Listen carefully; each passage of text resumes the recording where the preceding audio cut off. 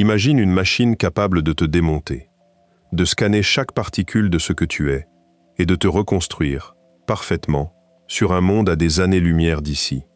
Tous ceux qui descendent de l'autre côté sourient. Tous jurent qu'ils n'ont rien senti, qu'ils ont simplement cligné des yeux et qu'ils sont arrivés ailleurs. Mais voici la pensée qui vient me trouver dans le noir. La personne qui entre doit être démontée pour que la copie soit bâtie. Alors, celui qui ouvre les yeux à l'autre bout de la galaxie, est-ce vraiment toi, porté sain et sauf à travers le vide? Ou un étranger parfait, qui a hérité de ta vie entière, pendant que le vrai toi s'est éteint en silence sur la plateforme, sans jamais le savoir? Pendant 40 ans, une seule loi de la physique a eu une réponse glaçante à cette question. Une réponse sur la possibilité même qu'un second toi puisse exister. Et il y a quelques mois, 2 physiciens ont trouvé un moyen de la contourner. Alors laisse-moi te poser la question qui m'empêche de dormir. Si tu peux être copié, es-tu encore le seul de ton espèce? Installe-toi confortablement. Abonnez-vous à cette chaîne si ce n'est pas déjà fait, et reste avec moi ce soir, parce que la réponse descend jusqu'au fond de ce que l'univers permettra, et ne permettra jamais, à une personne d'être. Allons-y. Première partie. La question qui m'empêche de dormir. Il y a une question qui vient me trouver tard le soir. D'habitude, quand la maison est devenue silencieuse et qu'il ne reste plus rien pour m'en distraire. La question est celle-ci. Si tu entrais dans une machine capable de te démonter, d'envoyer à travers l'espace l'information sur chaque particule de ton corps et de te reconstruire parfaitement quelque part au loin, la personne qui sortirait de l'autre côté serait-elle encore toi? Ou penserait-elle seulement qu'elle est toi, pendant que le vrai toi, celui qui est entré, aurait discrètement cessé d'exister sur la plateforme? Je sais que ça sonne comme le genre de choses qu'on est censé balayer d'un haussement d'épaule et ranger avec les autres énigmes sans réponse. Mais l'étrange, c'est que ce n'est pas seulement une question pour philosophes ou pour esprits qui errent la nuit. Il se trouve que c'est une question de physique. Et la physique, depuis une 40aine d'années, a une réponse très précise et très troublante. La plupart d'entre nous ont rencontré l'idée de la téléportation à travers une série télévisée. Tu l'as presque certainement vue, même sans en avoir jamais regardé un seul épisode entier. Un équipage se tient sur une plateforme doucement éclairée. Quelqu'un tend la main vers une commande, et les gens se dissolvent en un chatoiement de lumière, et disparaissent, pour réapparaître un instant plus tard à la surface d'un monde lointain. Ça a l'air sans effort, ça a l'air propre. Personne, dans la série, ne semble jamais s'en inquiéter. Et c'est exactement la partie qui m'a toujours dérangé. Parce que quand tu t'arrêtes pour réfléchir à ce qu'une telle machine devrait réellement faire, il n'y a en vérité que 2 façons dont elle pourrait fonctionner. Et aucune des 2 n'est aussi confortable que la série le laisse croire. Voici la première. La machine pourrait prendre la personne et la déplacer, particule par particule, morceau physique par morceau physique, transportant la matière réelle de son corps d'un endroit à un autre, et la reposant dans le même agencement. Dans cette version, ce qui arrive est fait de la même substance que ce qui est parti. C'est vraiment la même personne, transportée. C'est rassurant, jusqu'à ce que tu réalises à quel point il est absurde de propulser physiquement chaque atome d'un être humain à travers des années-lumière d'espace, en un clin d'œil. Alors la plupart des gens qui réfléchissent sérieusement à cela supposent que la machine doit fonctionner de la seconde façon. Dans la seconde version, la machine ne te déplace pas du tout. Elle te scanne. Elle lit le plan complet de ce que tu es. Chaque particule, chaque connexion, chaque minuscule détail. Et elle transmet ce plan sous forme d'informations pures. Puis, à l'autre bout, une seconde machine prend cette information et bâtit un corps neuf à partir de matière nouvelle, atome pour atome, identique à celui qui a été scanné. Et voici la partie qu'on ne te montre jamais à la télévision. Dans cette seconde version, l'original doit presque certainement être détruit. Soit le scan te démonte au passage, soit la machine démantèle délibérément ce qui reste une fois la copie faite en sûreté. Parce que sinon, tu en aurais 2. Reste un instant avec cette idée, parce que c'est tout le nœud de la chose. Si le téléporteur est réellement un scanner et un constructeur, alors la personne qui arrive sur le monde étranger est une copie. Une copie parfaite, oui. Une copie qui se souvient d'être montée sur la plateforme, qui a tes souvenirs, tes habitudes, la petite cicatrice sur ton genou, la chanson coincée dans ta tête. Cette copie sentira, avec une conviction totale, qu'elle est toi, qu'elle a simplement cligné des yeux et qu'elle est arrivée ailleurs. mais le toi qui est réellement monté sur cette plateforme, le fil continu d'expérience qui lisait ces mots un instant avant d'y poser le pied. Ce fil-là s'est peut-être arrêté juste là. Deux façons de lire le même événement. Dans la première, la téléportation est un miracle du voyage. Dans la seconde, c'est une manière très sophistiquée de mourir, encore et d'être remplacé chaque fois par quelqu'un qui ne voit pas la différence. Et le plus affolant, c'est que de l'extérieur, du point de vue de tous ceux qui observent, les deux lectures paraissent absolument identiques. Il n'y a aucun test que tu pourrais faire ensuite pour les distinguer. La copie passe chaque vérification. La copie est, selon chaque critère mesurable, toi. Maintenant, imagine que tu es celui qui se tient sur la plateforme, en train de décider s'il va faire un pas en avant. Représente-toi la scène aussi nettement que tu peux. La salle bourdonne d'un son bas et régulier, presque comme une respiration retenue. Sous tes pieds, la surface de la plateforme est légèrement tiède, et une lumière douce s'élève autour de toi, depuis quelque part en dessous. Quelque part, par-delà une distance impensable, une chambre de réception attend, vide, prête à assembler une personne à partir de rien, sinon d'un flux d'informations qui arrive. On te dit que c'est sûr. On te dit que des milliers de gens le font chaque jour, et descendent en souriant de l'autre côté. Et chacun d'eux te dira que ça a marché, qu'il n'a rien senti, qu'il est parfaitement lui-même. Et pourtant, dans la demi-seconde avant que la lumière ne te prenne, une part petite et ancienne de ton esprit murmure la question que personne, dans l'équipage, ne pose jamais à voix haute. Est-ce moi qui ouvrirai les yeux là-bas, ou quelqu'un qui s'apprête à hériter de ma vie entière, pendant que je m'achève ici, dans cette salle tiède et bourdonnante, sans jamais le savoir? Tu n'entendras jamais la réponse. Parce que, quelle que soit l'issue, la personne qui la découvrira sera celle qui se tient dans l'autre chambre, et elle sera certaine, absolument certaine, que rien n'a été perdu. Pendant longtemps, j'ai cru que ce n'était qu'un problème amusant à retourner dans sa tête. Le genre de chose sans vraie résolution, une énigme dont on pourrait débattre pour toujours sans que personne n'ait jamais raison. Ce que j'ignorais pendant des années, c'est que la couche la plus profonde de la question n'est pas philosophique du tout. Elle est écrite dans les lois de la nature. Il existe une règle en physique quantique, une règle si fondamentale et si discrètement puissante qu'il a fallu des décennies aux physiciens pour seulement remarquer qu'ils avaient besoin de l'écrire. Et cette règle a quelque chose de très direct à dire sur la possibilité qu'une copie parfaite de toi puisse un jour exister. On l'appelle le théorème de non-clonage. Et une fois que tu le comprends, la question du téléporteur cesse d'être un fantasme et devient une conséquence véritable de la façon dont la réalité est bâtie. Parce que tout, quand on descend assez loin, est fait d'informations quantiques. Les particules de ton corps, l'agencement de chaque atome, le motif qui fait de toi précisément toi, plutôt que n'importe qui d'autre, tout cela est, au fond, de l'information quantique.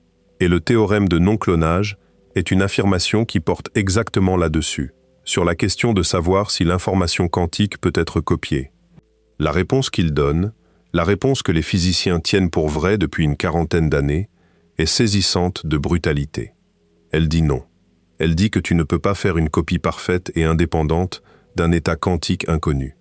Pas parce que nos machines sont trop grossières, pas parce que nous n'avons pas encore été assez ingénieux, mais parce que les mathématiques de la mécanique quantique l'interdisent, purement et simplement. Et si c'est vrai, alors cela signifie quelque chose de presque trop étrange pour être dit clairement.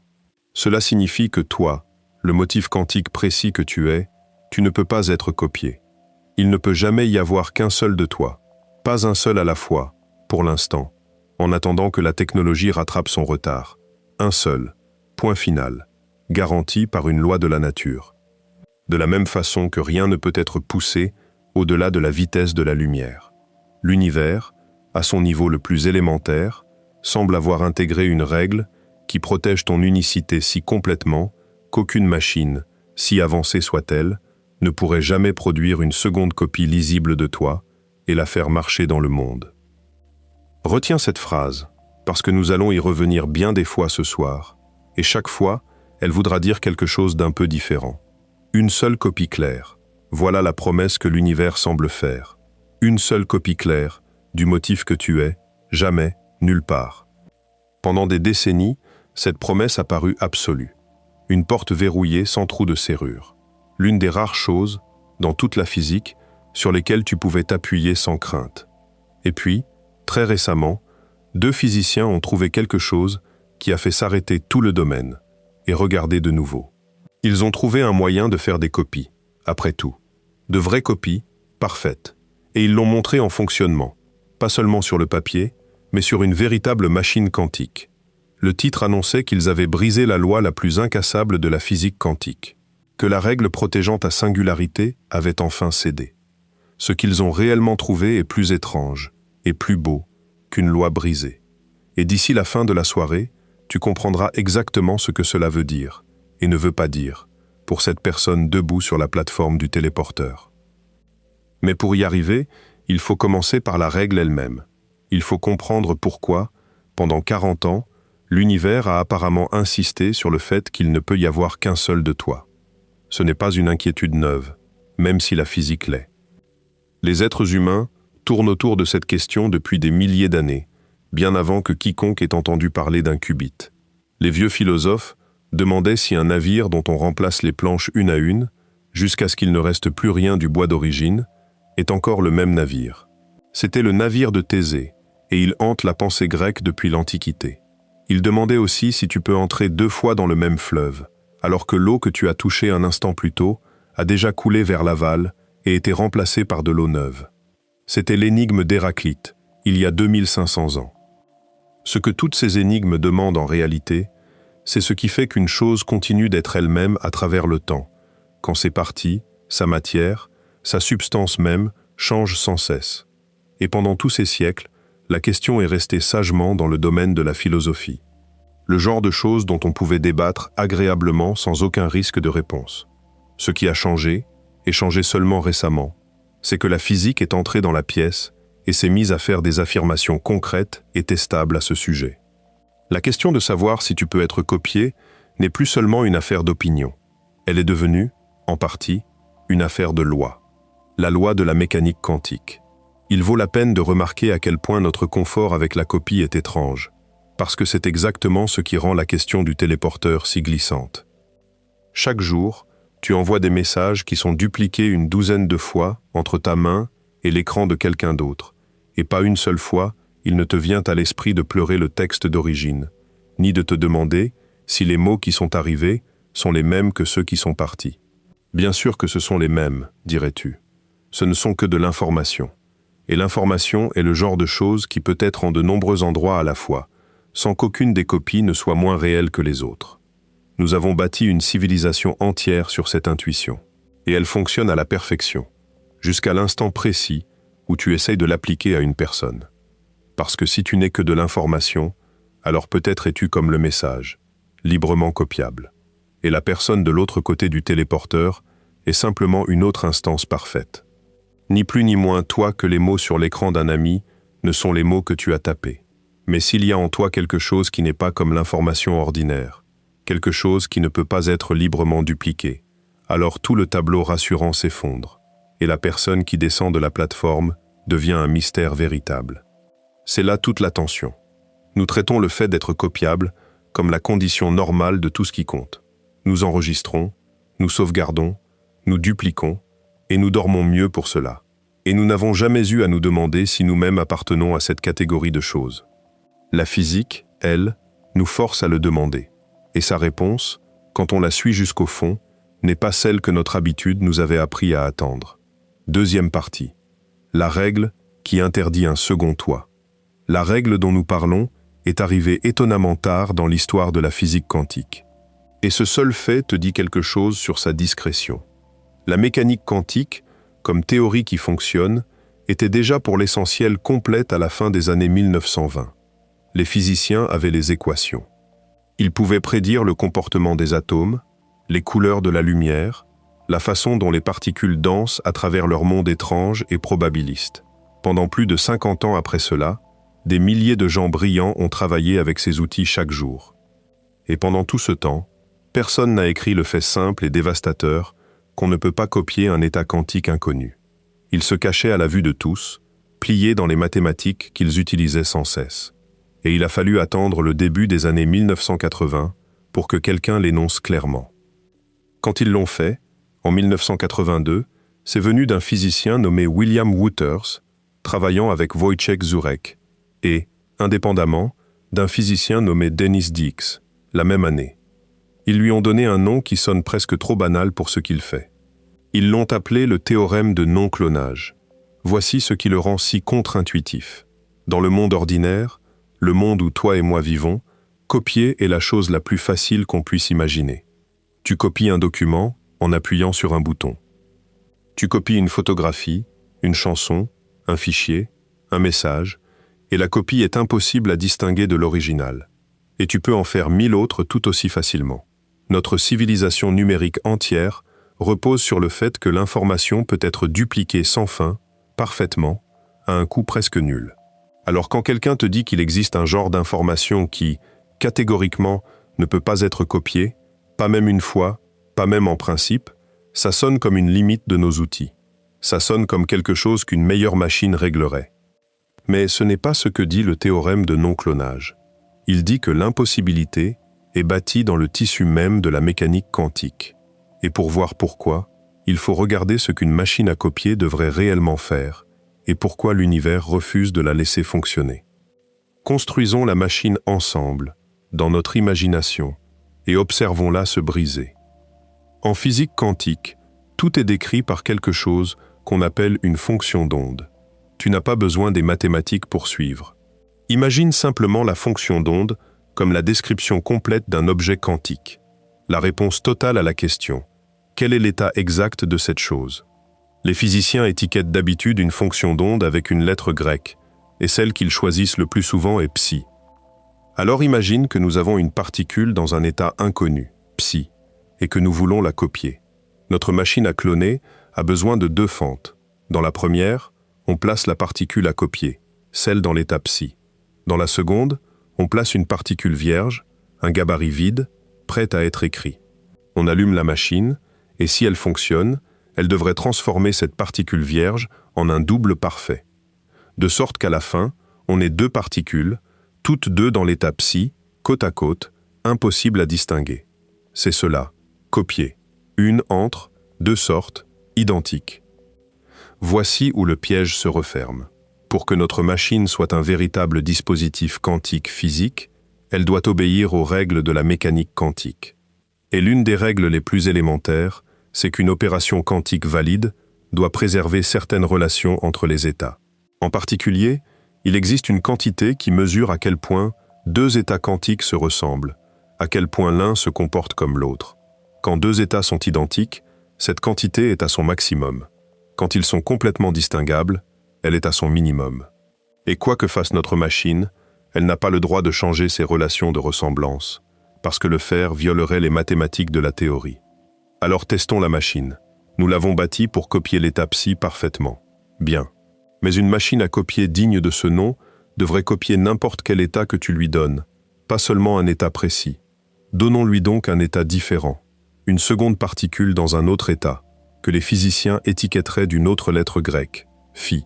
Si la machine est un vrai cloneur, elle doit transformer une particule vierge en copie de phi, aussi volontiers qu'elle a copié psi. Regarde ce qui se passe quand on exige les 2 choses à la fois. On insiste pour que la machine copie psi en 2 psi. On insiste pour qu'elle copie phi en 2 phi. Et maintenant on pose une question simple. À quel point psi et phi se ressemblaient-ils avant de passer dans la machine?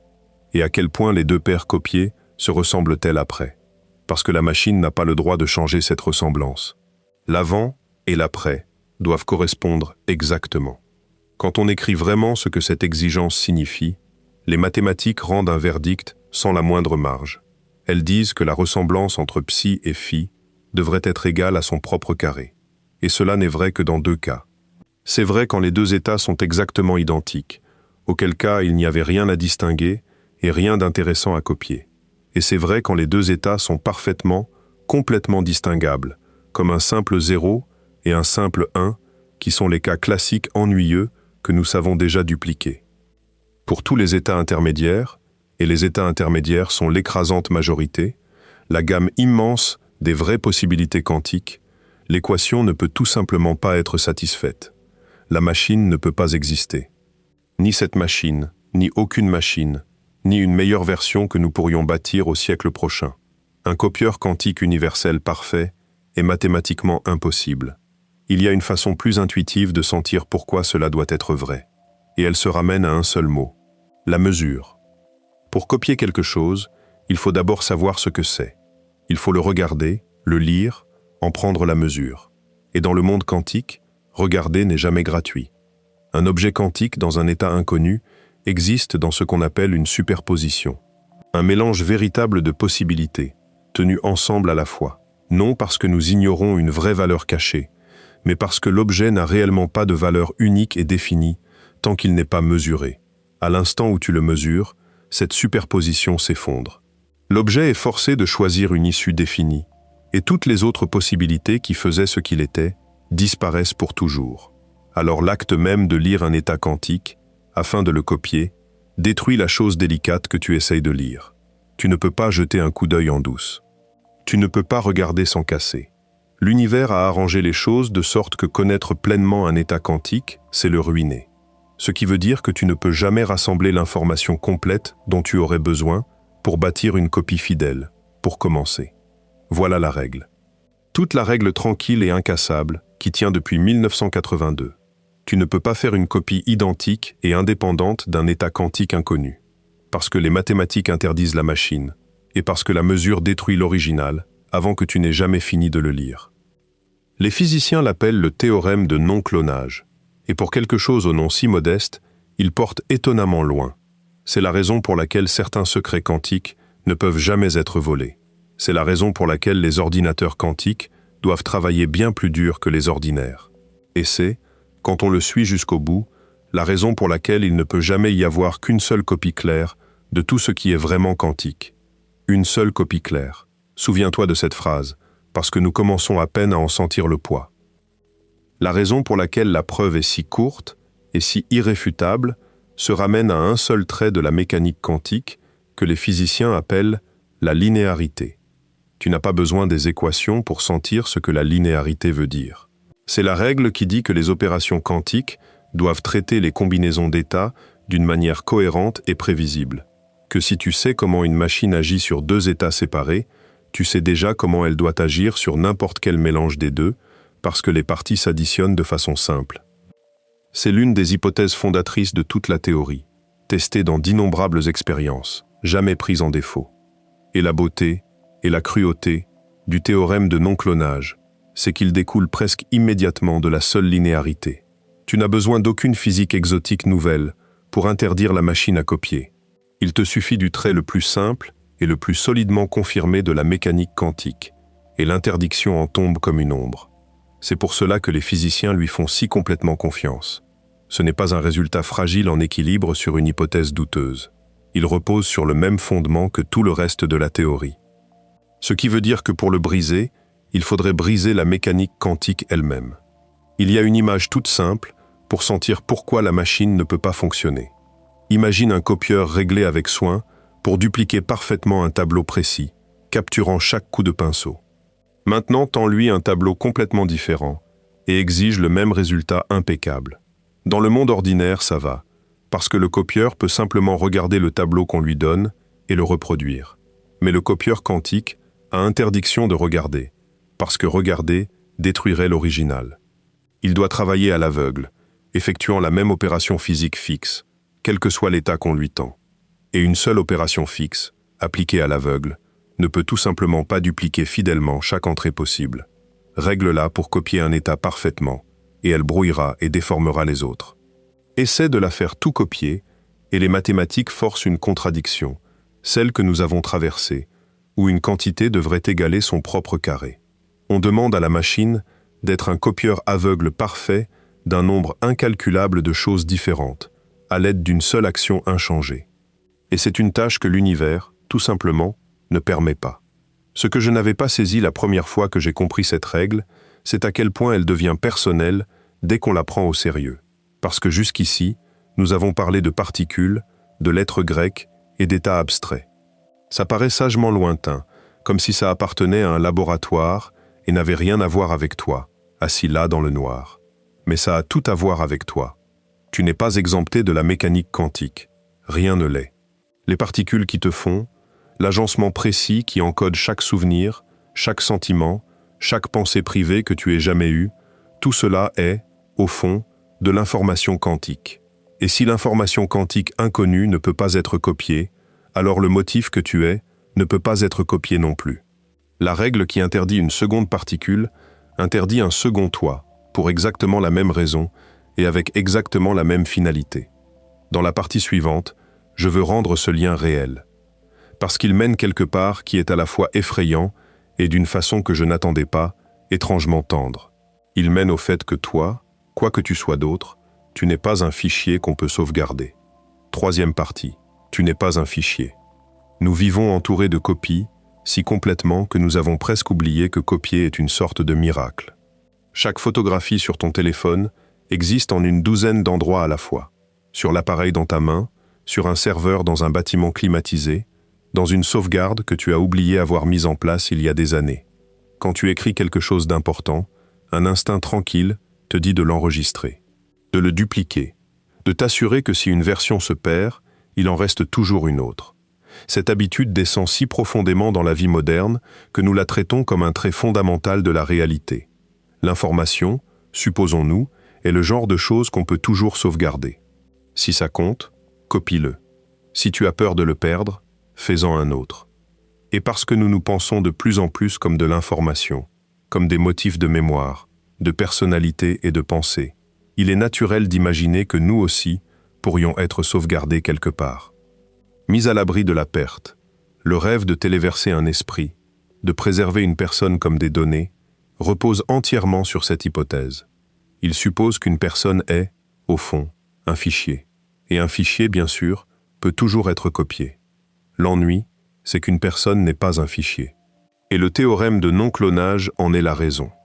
Pour voir l'écart, regarde de près ce qu'est réellement un fichier ordinaire. La photographie sur ton téléphone est stockée comme une longue chaîne de bits ordinaires. Chacun un 0 défini ou un 1 défini, posé là avec une valeur fixe et connaissable. Il n'y a aucun mystère dans un bit. Tu peux le lire autant de fois que tu veux sans le déranger. Et chaque fois, il te donnera la même réponse. Et à partir de ces réponses, tu peux écrire une chaîne identique ailleurs. C'est cela qui rend l'information classique copiable. Ces valeurs sont simplement posées là, définies et lisibles, patientes, sous n'importe quelle quantité d'inspection. Rien ne casse quand tu regardes. Rien n'est perdu quand tu dupliques. L'information quantique ne fonctionne pas du tout ainsi. Et cette différence est tout le propos. Un état quantique n'est pas une rangée de 0 et de 1 définie attendant d'être lue. C'est une superposition. Un mélange vivant de possibilités qui n'a aucune valeur unique et fixe jusqu'à l'instant où tu le mesures, moment où le mélange s'effondre et où la plupart de ce qui était là s'évanouit. Tu ne peux pas le relire encore et encore pour être sûr. La première lecture le change à jamais.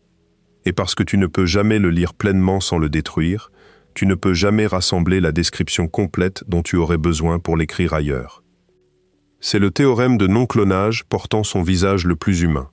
Il ne dit pas que te copier serait difficile, ou coûteux, ou lointain de plusieurs siècles. Il dit que l'information qui fait de toi, précisément toi, est exactement le genre d'information qui ne peut pas être lue en entier et préservée. Tu n'es pas un fichier. Il n'y a pas de bouton pour enregistrer. Il n'y a aucun dossier où une sauvegarde de toi pourrait un jour attendre tranquillement. Je trouve que cela atterrit dans deux directions à la fois, et les deux valent qu'on les ressente. La première direction est effrayante, et il ne sert à rien de prétendre le contraire. Cela veut dire que ce que tu es en ce moment est fragile d'une manière qu'aucune photographie et aucun document ne le seront jamais. Tout ce que tu es devenu, chaque bribe d'expérience que tu as rassemblée sur toute ta vie, la texture exacte de ce que ça fait d'être toi, existe en précisément un endroit, un agencement, et ne peut pas être dupliqué en guise de garde-fou. Les gens que tu aimes sont pareils. Chacun d'eux est un motif qui ne sera jamais copiable, jamais reconstructible, à partir d'une version enregistrée. Nous sommes tous, chacun de nous, uniques à un seul exemplaire, non par choix, mais par une loi tissée dans les fondations de la physique. Il y a un vertige là-dedans. Une petite chute au creux du ventre, la première fois qu'on le prend au sérieux. La réalisation que l'information la plus précieuse de ton univers entier est la seule qui ne puisse jamais être sauvegardée. Mais il y a une seconde direction, et je ne l'attendais pas la première fois que j'ai suivi la pensée jusqu'au bout. La même règle qui te rend fragile est ce qui te rend singulier.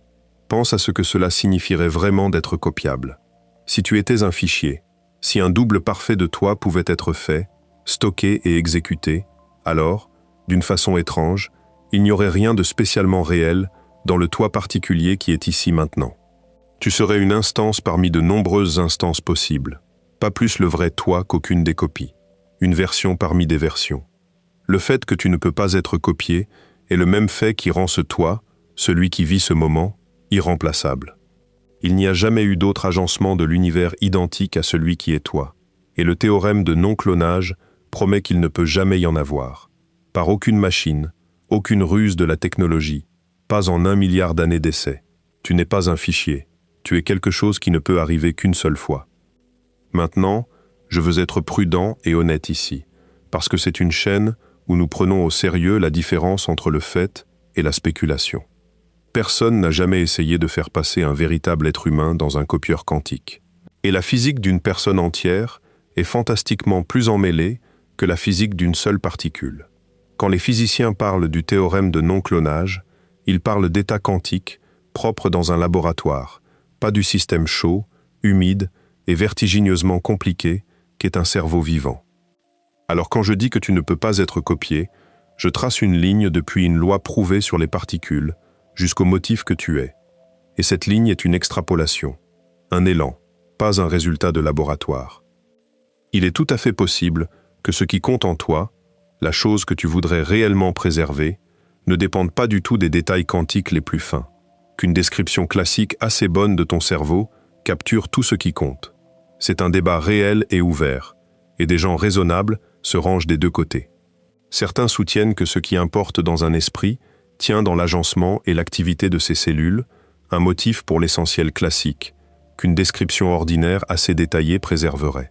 Si ceux-là ont raison, alors peut-être qu'une version de toi pourrait, en principe, être sauvegardée après tout.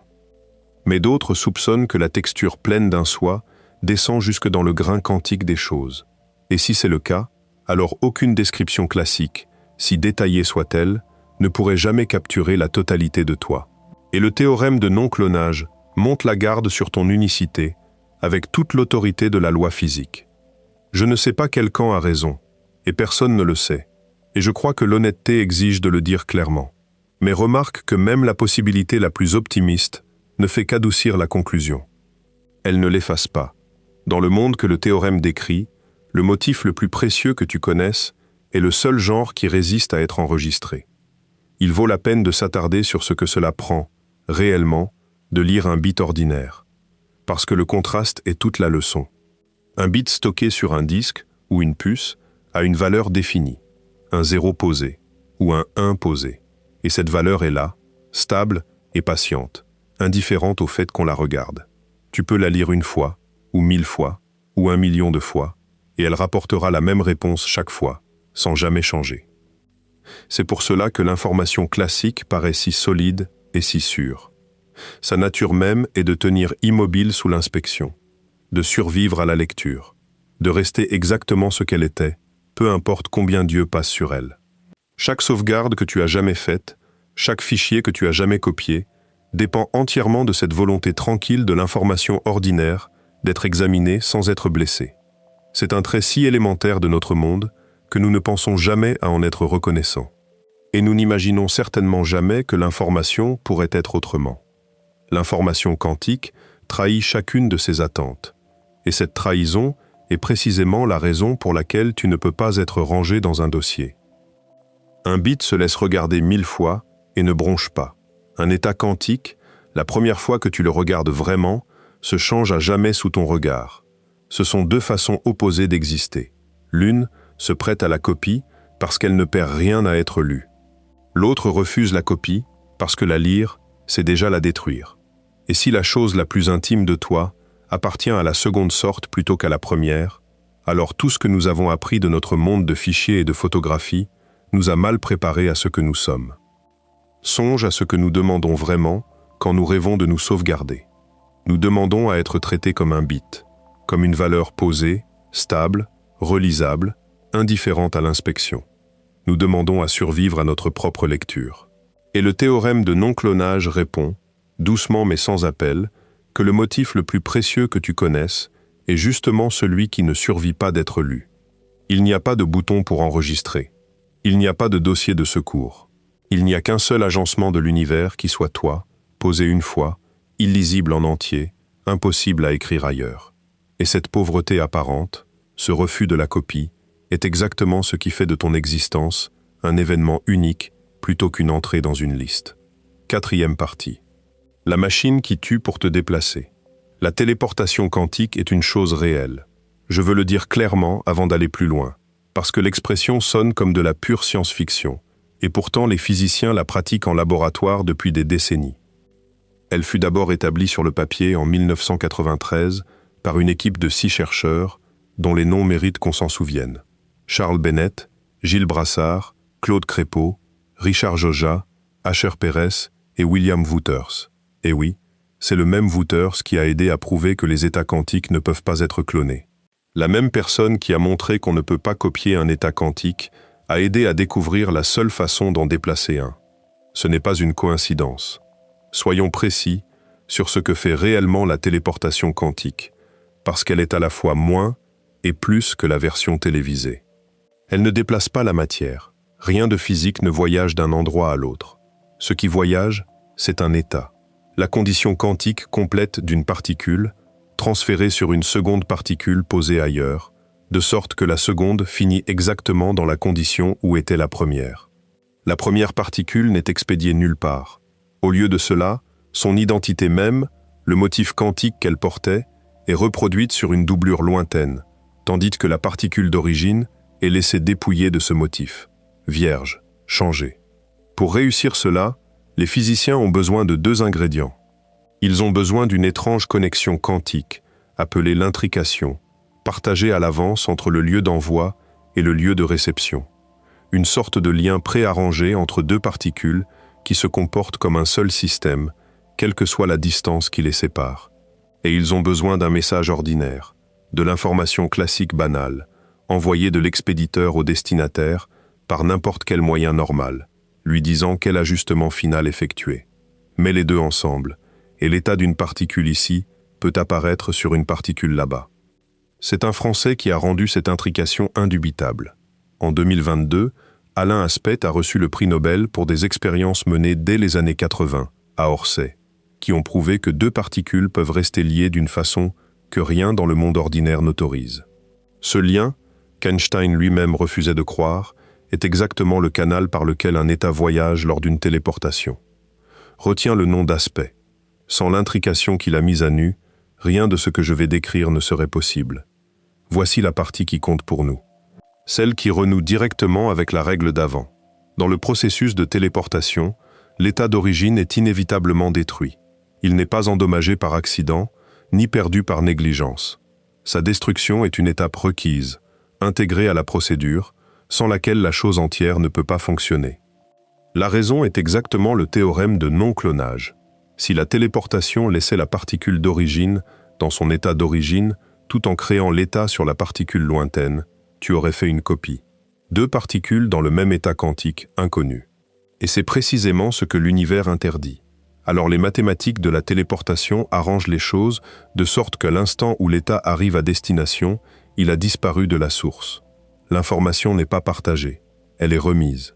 Elle quitte un endroit afin d'apparaître dans l'autre. Il n'y a jamais d'instant, pas même fugace, où le même état quantique existe en 2 lieux à la fois. L'original ne survit jamais au voyage. Il ne le peut pas. La loi qui interdit une seconde copie s'en assure. Maintenant, remonte des particules isolées à la personne sur la plateforme du téléporteur, et sans ce que cela implique. Si une machine pouvait un jour téléporter un être humain, comme les physiciens téléportent une particule, alors elle devrait fonctionner exactement selon cette règle. Le motif que tu es serait transféré sur de la matière neuve à destination. Et dans ce même processus, le motif serait effacé du corps qui est monté sur la plateforme, non comme un effet secondaire, comme une exigence. La personne qui arrive est réelle, entière, continue en mémoire, impossible à distinguer de toi par quelque test que ce soit. Et le corps laissé derrière n'est pas laissé derrière du tout, parce qu'il n'y reste rien à laisser. Le toi qui est entré a été lu, et en étant lu, c'est achevé. Chaque passage dans une telle machine serait, au sens le plus littéral que la physique autorise, une mort et une naissance repliées l'une dans l'autre, si étroitement que personne, à commencer par la personne concernée, ne pourrait jamais trouver la couture. Imagine-le de l'intérieur, une seule fois, parce que je crois qu'il faut le sentir, pour comprendre pourquoi ça importe. Tu es sur la plateforme. Le bourdonnement monte. La lumière s'élève autour de toi, chaude et dorée, et tu fermes les yeux parce qu'elle est vive. Il n'y a pas de douleur. Il n'y a aucune sensation d'être démonté, parce que le démontage arrive plus vite qu'aucun nerf ne pourrait le rapporter. De ton point de vue, un instant tu es ici, respirant dans cette salle, et l'instant d'après tes yeux s'ouvrent, et tu es ailleurs entièrement. Une autre salle, un autre monde, la lumière s'estompant autour de toi, et un technicien qui sourit et dit « Bienvenue ». Tu te sens parfaitement bien. Tu te sens parfaitement toi-même. Tu te souviens d'être monté. Tu jurerais sur tout ce que tu aimes que rien ne s'est passé. Que tu as simplement franchi une grande distance en un clin d'œil. Et tu aurais raison, de là où tu te tiens. Mais dans la première salle, la plateforme est vide et tiède, et la personne qui s'y tenait un battement de cœur plus tôt n'existe plus nulle part dans l'univers, et ne sera plus jamais. Et le seul témoin qui pourrait te dire si cette personne était toi, se tient dans la seconde salle, certain, souriant, sûr que tout va bien. Voilà le poids que je n'arrive pas à poser. L'horreur du téléporteur n'est pas qu'il puisse tomber en panne. C'est qu'il puisse fonctionner parfaitement, exactement comme prévu, et t'achever quand même, en silence, à chaque usage, tout en produisant quelqu'un de si complètement toi, que la perte est invisible sous chaque angle possible. Et pour que tu saches que ce n'est pas une pure rêverie, sache que la téléportation quantique a été faite bien des fois dans de vrais laboratoires. Les physiciens l'ont d'abord démontré avec des particules de lumière à la fin des années 90, transférant l'état quantique d'un photon sur un autre. Depuis, ils ont téléporté des états à travers un banc de laboratoire, puis à travers une ville par fibre optique, et finalement, entre le sol et un satellite en orbite, à des centaines de kilomètres d'altitude. Chacune de ces expériences a obéi à la même règle de fer. Dans chaque cas, l'état est apparu à destination seulement parce qu'il a été effacé à la source. Pas une seule fois, dans aucun laboratoire, personne ne s'est retrouvé avec deux copies. Quand tu tiens cette réalité de laboratoire à côté du fantasme du téléporteur, le fantasme cesse de ressembler à de la fiction et se met à ressembler à un avertissement. Chaque acte réel de téléportation quantique est, en miniature, exactement la mort et la renaissance que nous avons imaginé pour le voyageur sur la plateforme. Un état quantique existe ici, puis il existe là, et entre les deux, il n'est pas tant expédié à travers l'écart qu'achevé en un lieu et rené dans un autre. Les deux événements verrouillés ensemble par la loi, de sorte qu'il n'y a jamais un moment de chevauchement, jamais un instant où le même état existe dans les deux endroits. Le photon qui arrive n'est pas le photon qui est parti. Il porte la même condition quantique, mais l'original a été dépouillé dans l'envoi. Les physiciens qui font cela ne pensent pas à la mort, bien sûr. Ils voient un état transféré, une expérience réussie, un chiffre propre sur un écran. Le photon de départ n'a ni mémoire ni peur, et son extinction ne coûte rien à personne. C'est pour cela que la chose peut se faire 1000 fois dans un laboratoire, sans qu'un frisson ne parcourt jamais la pièce. Mais mets à l'échelle ce photon unique jusqu'à la complexité stupéfiante d'une personne entière, et l'image ne change pas. Seuls les enjeux changent. La machine ne te porterait pas à travers le vide. Elle t'achèverait de ce côté-ci et composerait un étranger impeccable de l'autre. Et la loi de l'univers garantirait, absolument, que vous deux n'avez jamais partagé un seul souffle. C'est ce qui rend le petit fait de laboratoire si lourd quand on le porte jusqu'à nous. Ce que nous observons chaque jour avec des particules de lumière, indifférents et satisfaits, est la même opération que nous redouterions au-delà de tout mot si elle se faisait sur nous. La seule différence est la mémoire. Le photon ne sait pas qu'il a été effacé. Toi, tu le saurais, ou plutôt, la copie qui s'éveille le saurait et jurerait que rien n'a été perdu. Et il n'y aurait, comme toujours dans cette histoire, personne pour la contredire. Il n'y a aucune expérience, aucune mesure, aucune vérification astucieuse qui pourrait jamais trancher si la personne qui sort est la continuation de la personne qui est entrée, ou un nouveau venu impeccable qui a hérité d'une vie. Les deux possibilités sont physiquement identiques. L'histoire réconfortante et l'histoire terrifiante décrivent exactement les mêmes événements, atome pour atome. Et la seule chose qui les sépare est une question sur la nature du soi que la physique ne peut pas atteindre et ne pourra peut-être jamais répondre.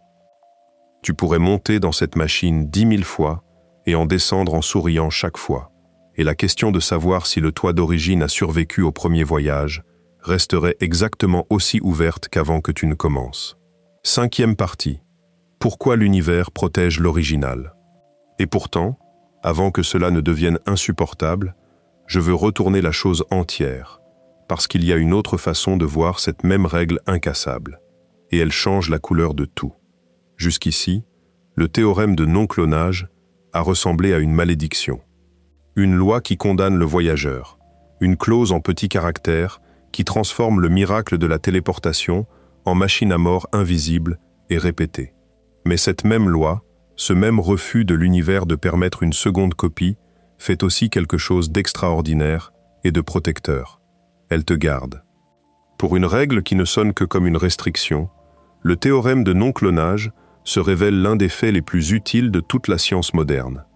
Et la raison se ramène à une seule idée. Si un état quantique ne peut pas être copié, alors il ne peut pas être lu en secret. Ces deux choses sont la même chose, portant des habits différents. Pour lire quelque chose en secret, il faut pouvoir le regarder sans que personne ne le remarque. Ce qui veut dire prendre une copie de l'information tout en laissant l'original apparemment intact.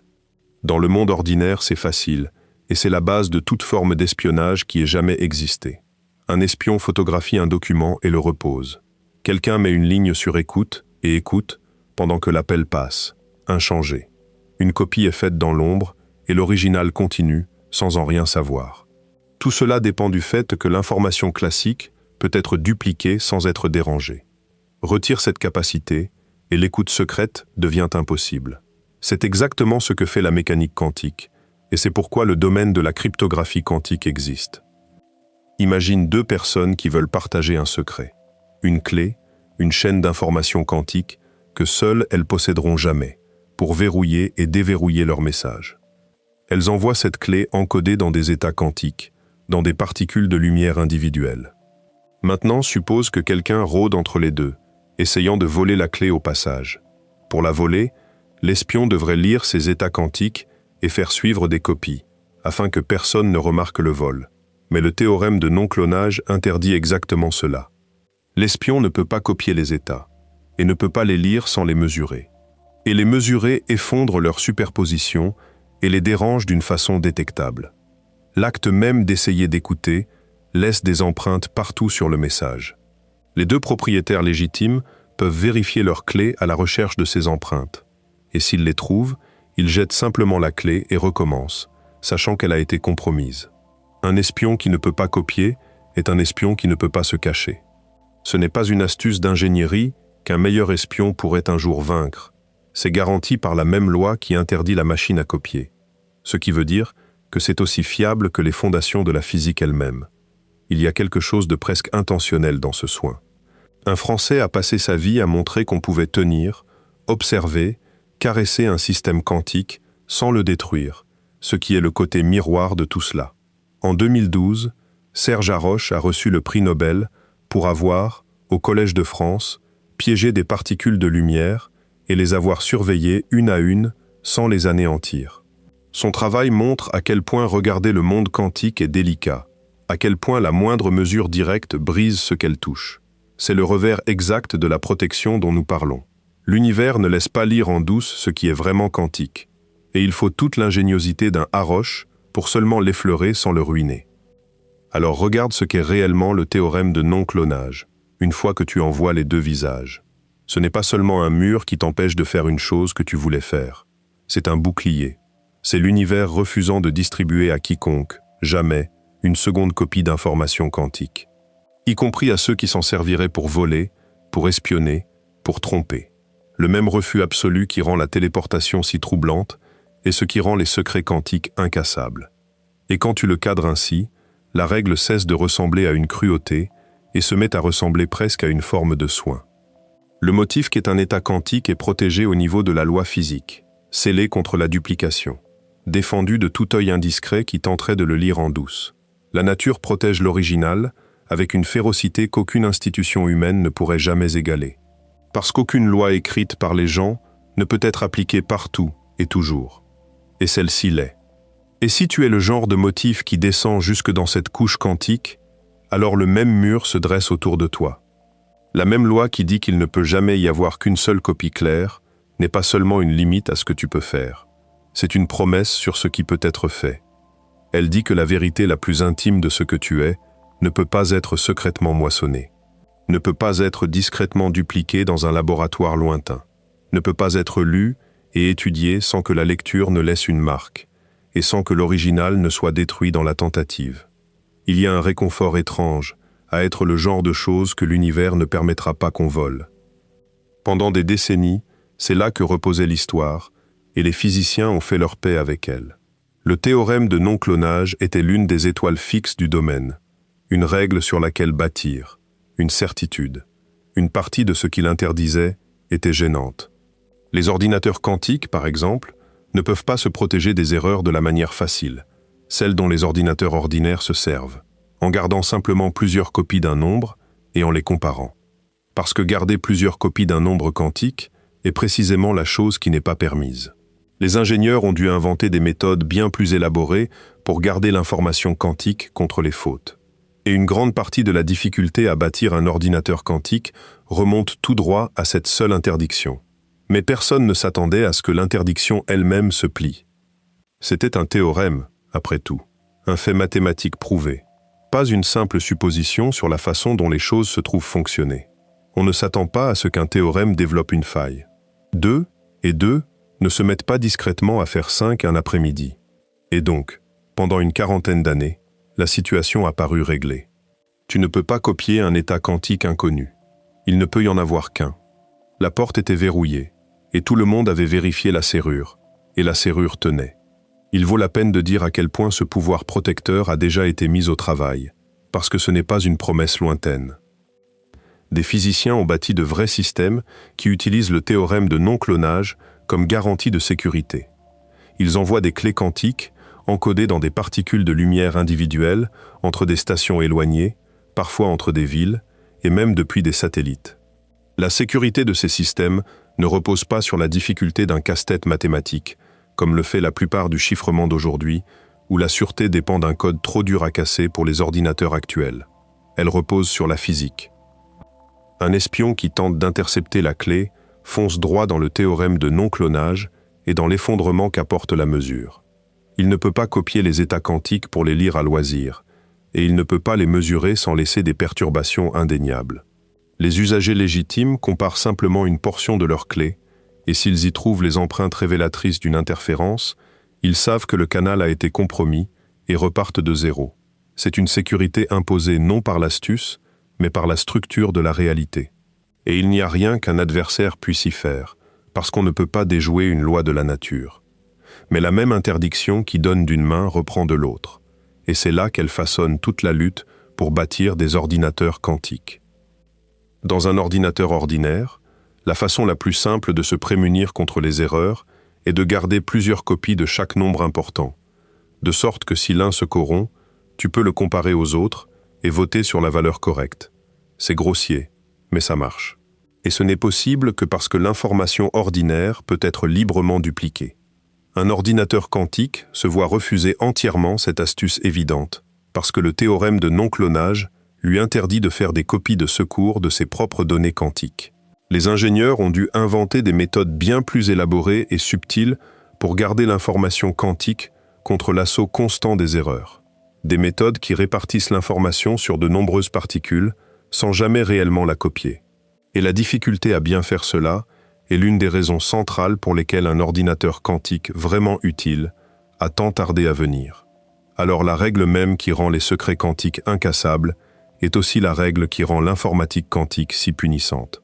Une seule interdiction, tendant dans des directions opposées à la fois, protégeant et entravant de la même main absolue. Un don et un fardeau écrits dans la même phrase. Exactement comme, à plus grande échelle, la même loi rend le voyageur du téléporteur à la fois condamné et gardé. 6e partie. La fissure dans la règle. Et c'est précisément le genre de certitude que l'histoire de la physique adore compliquer. Parce qu'un théorème, contrairement à une loi de tribunal, n'est jamais plus fort que les hypothèses exactes qui y sont inscrites. Il dit qu'une chose est impossible, sous certaines conditions. Et si tu lis ces conditions très attentivement, tu découvres parfois qu'elles sont plus étroites que tout le monde l'avait supposé à la légère. Le théorème de non-clonage interdit de faire une copie parfaite que tu peux ensuite lire. Il dit que tu ne peux pas te retrouver avec deux versions indépendantes, utilisables, lisibles du même état quantique inconnu. Mais si tu parcours la preuve, ligne par ligne, avec la patience de quelqu'un qui refuse de rien tenir pour acquis, tu pourrais commencer à t'interroger sur les espaces entre les mots. Et si tu faisais des copies que tu ne peux pas lire? Et si les doubles existaient parfaitement, mais restaient scellés, cachés, chiffrés, de sorte que la règle sur la lecture ne soit jamais réellement enfreinte?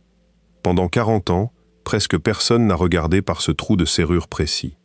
Et puis, très récemment, 2 physiciens l'ont fait. Ce sont Achim Kempf, professeur de mathématiques appliquées à l'université de Waterloo, au Canada, et Koji Yamaguchi, qui travaillait alors dans le laboratoire de Kempf comme jeune chercheur et est aujourd'hui professeur adjoint à l'université de Kyushu, au Japon. Ce que j'aime dans leur histoire, c'est qu'ils ne cherchaient pas à briser l'une des règles les plus célèbres de la physique quantique. Ils ne chassaient pas du tout les failles du théorème de non-clonage. Ils sont tombés dessus de côté, en travaillant sur quelque chose qui sonne complètement sans rapport. Et c'est si souvent ainsi que les plus grandes découvertes arrivent vraiment, non par un assaut frontal contre un problème célèbre, mais par une porte latérale tranquille que quelqu'un ouvre en cherchant tout autre chose. Ce qu'ils étudiaient à l'origine, c'était la communication quantique sans fil. Ils voulaient comprendre comment on pourrait envoyer de l'information quantique à travers l'espace ouvert, et en particulier, comment elle serait affectée par un trait subtil et inévitable de l'univers, appelé le bruit quantique. Voici l'idée derrière ce bruit, parce qu'elle importe pour tout ce qui suit. L'espace vide n'est pas vraiment vide. Même dans un vide parfait, chaque particule retirée, le champ électromagnétique qui remplit tout l'espace, n'est jamais parfaitement immobile. Il vacille et tremble de minuscules fluctuations aléatoires qui ne peuvent jamais être éteintes. Un frémissement quantique faible et incessant, tissé dans le tissu même de la réalité. Ces fluctuations ne sont pas un défaut de notre équipement. Elles sont une propriété réelle et permanente du vide, présente partout, à tout instant, dans chaque recoin de l'univers. Kempf et Yamaguchi essayaient de comprendre comment ce frémissement omniprésent interférerait avec un signal quantique qu'on tenterait d'envoyer à travers une pièce ou à travers le ciel. Autrement dit, ils étudiaient le bruit comme une nuisance, comme la chose qui gênerait et corromprait ton message. Et puis la découverte a basculé sur eux, comme le font les meilleurs. Ils ont réalisé que le bruit n'avait pas à être un ennemi, il pouvait être transformé en outil. Si tu ajoutais délibérément le bon genre de bruit à un qubit, une seule unité d'information quantique, ce bruit brouillerait le qubit si complètement que son véritable état ne pourrait plus être lu. L'information serait toujours là, présente, intacte, mais cachée, enfouie sous une couche d'aléas soigneusement choisie. Et, crucialement, si tu savais exactement quel bruit tu avais ajouté, tu pourrais plus tard le soustraire et récupérer l'état d'origine parfaitement. Autrement dit, ajouter du bruit à un qubit pouvait fonctionner comme une forme de chiffrement. Le bruit était un verrou. Le registre du bruit que tu avais ajouté était la clé. Brouille l'état avec un aléa connu, et il devient illisible pour quiconque ne détient pas la clé. Débrouille-le en soustrayant ce même aléa, et l'état ressurgit entier, exactement comme il était. Ce qui avait ressemblé à un obstacle pour envoyer de l'information quantique s'est révélé une façon de la protéger. C'est une jolie idée en soi, mais ce n'est pas encore la partie choquante. La partie choquante, c'est ce qui se passe quand tu combines cette astuce de chiffrement avec l'acte de copier. Souviens-toi pourquoi le clonage était interdit au départ. Le problème n'a jamais été que tu ne pouvais pas produire une seconde particule physique. Le problème, c'était que tu ne pouvais pas produire une seconde particule portant un double lisible d'un état inconnu. Parce que lire l'état pour faire la copie le détruirait, et parce qu'avoir 2 copies lisibles violerait le théorème. Mais si les copies que tu faisais étaient chiffrées dès l'instant de leur création, si tu n'avais jamais à lire l'original du tout, et que les doubles qui en sortaient étaient chacun brouillés par le bruit, chacun verrouillé, chacun illisible seul, alors tu ne violerais pas la règle sur les copies lisibles, parce qu'aucune des copies ne serait lisible. Tu aurais fait des doubles de quelque chose sans jamais savoir ce qu'était ce quelque chose. Et chaque double serait une boîte scellée, une enveloppe cachetée, cachant un état que pas même toi ne pourrais voir. Kempf et Yamaguchi ont réalisé que ce n'était pas seulement possible, mais que cela ouvrait une porte que tout le monde avait cru souder. Le théorème ne dit pas en réalité que tu ne peux pas faire de copie d'un état quantique. Il dit que tu ne peux pas te retrouver avec plus d'une que tu peux lire et utiliser. Ce ne sont pas les mêmes énoncés, et la différence entre eux fait exactement la largeur d'une clé de chiffrement. Si les copies restent verrouillées, le théorème n'a aucune objection. L'interdiction ne mord qu'à l'instant de la lecture. Et si tu ne lis simplement jamais plus d'une copie, le mur ne t'a jamais vraiment barré le chemin. C'est le genre d'intuition qui paraît évidente à l'instant où quelqu'un l'a dit à voix haute, et complètement invisible pendant 4 décennies avant cela. Ce qui est la signature d'une vraie découverte, plutôt que d'un coup de chance.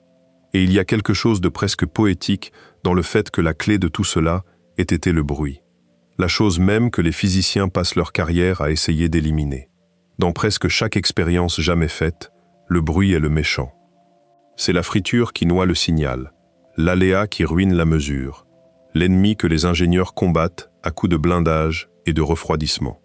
Et voici 2 chercheurs qui ont pris cette nuisance universelle, ce tremblement inévitable de l'espace vide, et en ont fait l'ingrédient le plus important d'un schéma qui semblait plier l'une des règles les plus profondes de la physique. Le frémissement du vide, ce même vacillement qui remplit chaque abîme entre les étoiles, est devenu un manteau, un verrou, une façon de cacher l'information quantique à la vue de tous. Laisse-moi m'attarder sur le bruit lui-même, parce que je crois que la plupart des gens n'ont aucune idée que l'espace vide frémit en silence, et le fait est véritablement l'un des plus étranges de toute la physique. Si tu prenais une boîte scellée et en retirais tout, chaque atome, chaque particule de lumière, et la refroidissais aussi près du zéro absolu que les lois de la physique le permettent, tu pourrais imaginer avoir enfin atteint l'immobilité parfaite, un néant vrai et total. Tu aurais tort. La boîte serait encore pleine d'une activité agitée, un tremblement incessant du champ électromagnétique qui ne peut jamais être retiré, parce que les règles de la mécanique quantique interdisent à tout champ d'être à la fois parfaitement immobile et parfaitement nul. Ce n'est pas une affaire de pompe à vide imparfaite ou de chaleur résiduelle. C'est un trait fondamental du vide, présent partout dans l'univers, dans l'espace entre tes cellules et l'espace entre les galaxies. Un frémissement irréductible tissé dans le tissu même du vide. Les physiciens en ont mesuré les effets avec une grande précision. Il pousse légèrement les niveaux d'énergie des atomes. Il produit de minuscules forces entre des surfaces proches. Il est aussi réel que tout ce que tu peux toucher, et il ne s'arrête jamais. Ce que Kempf et Yamaguchi ont fait de ce néant agité est ce qui élève leur histoire du clever au presque poétique. Pendant un siècle, ce frémissement du vide avait surtout été traité comme une nuisance et une curiosité, une source de friture inévitable, une limite fondamentale à la tranquillité que tu pourrais jamais obtenir dans une mesure. C'était le plancher de bruit sous lequel aucune expérience ne pourrait jamais descendre, le sifflement de fond de l'univers. Et ces deux-là ont pris ce sifflement universel, inéluctable, et l'ont reconnu comme une ressource, une source de l'aléa même dont tu aurais besoin pour bâtir une clé jetable incassable, librement disponible partout, impossible à éliminer, et donc impossible à épuiser. Il y a là une leçon qui dépasse cette seule découverte. Si souvent, dans l'histoire de la science, la chose qui ressemblait à un obstacle, le terme d'erreur que tout le monde essayait de minimiser, se révèle à l'examen être une porte. Les gens qui font les plus grands pas en avant ne sont pas ceux qui poussent le plus fort contre les portes fermées célèbres, mais ceux qui examinent avec soin la chose que tout le monde essaye de balayer, et se demandent ce que cela voudrait dire de s'en servir au lieu de la combattre. Le vide n'était pas censé être utile. Il était censé être ce qui restait quand on avait tout enlevé. Et il s'est révélé caché, dans son frémissement même, l'ingrédient d'un tour que 40 ans de certitude avaient cru impossible. L'univers, on dirait, continue de dissimuler ses cadeaux les plus utiles à l'intérieur des choses que nous essayons de jeter. 7e partie. Copier sous une seule étrange condition. Mais bien sûr, toute l'idée ne vaut quelque chose que s'il y a un piège qui la garde honnête. Une raison pour laquelle les copies ne te tendent pas simplement le pouvoir interdit de lire 2 fois le même secret. Et il y a un piège beau et strict, et c'est la chose même qui permet à ce contournement de coexister avec le théorème qu'il semble défier. Les copies peuvent être faites, autant que tu veux, parfaites et sans nombre, mais à l'instant où tu essayes d'en ouvrir une, quelque chose doit céder. Et ce qui cède, c'est ta capacité à jamais ouvrir aucune des autres. Pour comprendre le mécanisme, il aide d'emprunter une idée au chiffrement d'autrefois, une idée bien antérieure aux ordinateurs. On l'appelle le masque jetable. Et c'est la seule forme de chiffrement dont on a mathématiquement prouvé qu'elle est parfaitement incassable. L'idée est simple. Tu prends ton message secret et tu le combines avec une clé faite de nombres purement aléatoires, aussi longue que le message lui-même, à l'aide d'une opération réversible. Le résultat brouillé ressemble à du charabia complet, et sans la clé, il n'est pas seulement difficile à casser, il est véritablement impossible à casser, parce que chaque message d'origine possible est également compatible avec le brouillage. Pour récupérer le secret, le destinataire prend la même clé aléatoire et inverse l'opération, et le message tombe, intact. La seule règle qui rend cela parfaitement sûr est là, dans le nom. Le masque est utilisé une fois. Chaque clé est utilisée exactement une fois, puis jetée pour toujours. Réutilise une clé, et toute la garantie s'effondre. Utilise-la une seule fois, et aucune puissance de l'univers ne peut lire le message sans elle. Ce que Kempf et Yamaguchi ont bâti est, en esprit, une version quantique de cette ruse ancienne. Et cela fonctionne par l'usage soigneux de l'intrication et du bruit. Voici la forme de la chose, gardée aussi simple que je peux la faire. Il commence par générer des paires de qubits intriqués qui portent ce bruit délibéré dont nous avons parlé. Chaque paire est séparée en 2 rôles. Certains qubits deviennent ce qu'on pourrait appeler les qubits de signal, ceux qui finiront par tenir les copies. Les autres deviennent les qubits de bruit, et leur travail est de tenir un registre fidèle du bruit exact utilisé, ce qui en fait, en effet, les clés de chiffrement. Puis le qubit, que tu veux réellement copier, est amené dans la machine, et à travers une interaction quantique soigneusement conçue, son état se trouve imprimé sur les qubits de signal bruité. Parce que ces qubits de signal sont trempés de bruit, chaque copie imprimée sort brouillée, chiffrée, illisible seule. Tu as fait tes doubles, et tu n'as jamais eu à mesurer l'original pour cela. Et chaque double est une boîte verrouillée dont le contenu ne peut être vu sans la clé correspondante. Maintenant vient l'étape décisive, celle qui garde tout le schéma honnête. Suppose que tu veuilles réellement lire l'une de ces copies chiffrées. Pour cela, il faut retirer le bruit, et retirer le bruit exige la clé. Alors tu prends l'un de tes qubits de signal et tu le fais interagir avec les qubits de bruit, ceux qui tiennent le registre du brouillage. Cette interaction annule le bruit sur ce seul qubit de signal, et son état caché devient enfin lisible. Tu as récupéré une copie parfaite de l'original. Mais regarde ce que cette même interaction fait aux clés. Dans l'acte de nettoyer cette unique copie, les qubits de bruit eux-mêmes sont changés. Leur registre est dépensé, altéré, épuisé. La clé a été consommée. Et parce que c'était en essence un masque jetable, elle n'a jamais fonctionné qu'une fois. Il n'y a désormais aucun moyen de déchiffrer aucune des autres copies. Elle reste scellée à jamais. Des boîtes verrouillées dont les clés n'existent plus. Tu as fait 100 copies, ou 1000, ou 1 million, et chacune était un double véritable et parfait. Mais l'univers te permet d'en ouvrir exactement une. Et à l'instant où tu l'ouvres, toutes les autres s'éteignent. C'est le cœur de toute la chose. Et il vaut la peine de l'énoncer aussi clairement que possible, parce que c'est là que la contradiction apparente se dissout. Le théorème de non-clonage n'a jamais été violé. Pas un seul instant. Le théorème interdit de te retrouver avec 2 copies lisibles d'un état quantique inconnu. Et à aucun moment de tout ce processus, tu n'as jamais 2 copies lisibles. Tu as de nombreuses copies, oui, mais toujours une seule qui puisse être lue, parce que lire l'une détruit ta capacité à lire les autres. La règle sur les doubles lisibles est honorée parfaitement. Ce que le schéma exploite avec ruse, c'est que le théorème ne disait rien sur le nombre de copies verrouillées et illisibles que tu avais le droit d'avoir. Et il se trouve que la réponse est « autant que tu veux ». L'univers ne s'oppose pas à ce que tu fabriques des enveloppes cachetées sans nombre. Il insiste seulement, de toute la force de la loi physique, sur le fait que tu ne peux jamais en ouvrir qu'une. Laisse-moi rendre cela visible, parce que l'abstraction peut te filer entre les doigts. Imagine que tu puisses te rapetisser et te tenir à l'intérieur de la machine pendant qu'elle tourne. Devant toi s'étire une longue rangée de qubits, chacun luisant faiblement, et dans la machine entre l'unique état que tu veux copier. Un petit motif clair et lumineux que tu n'as pas le droit de fixer.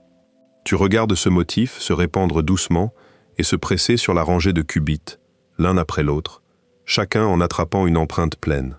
Mais à l'instant où l'empreinte se pose, le bruit déferle sur chaque qubit comme un voile de friture, et ce qui avait été un motif clair devient un chatoiement de neige dénué de sens. Tu marches le long de la rangée et tu examines copie après copie, et chacune est de la pure friture, une neige identique et sans trait, ne livrant rien. Elles ont l'air vides, elles ont l'air de copies ratées. Et pourtant tu sais, parce que tu as bâti ceci, qu'à l'intérieur de chacun de ces voiles de statique se trouve un double parfait de l'original, attendant, complet, scellé. Une rangée de portes verrouillées s'étirant au loin, chacune cachant le même trésor exact, et toi tenant une clé qui n'en ouvrira précisément qu'une, et une seule fois. Le masque jetable vaut qu'on le comprenne concrètement, parce qu'une fois que tu vois comment il marche, tu comprends pourquoi tout le schéma est incassable, et pourquoi la règle de l'usage unique n'est pas négociable.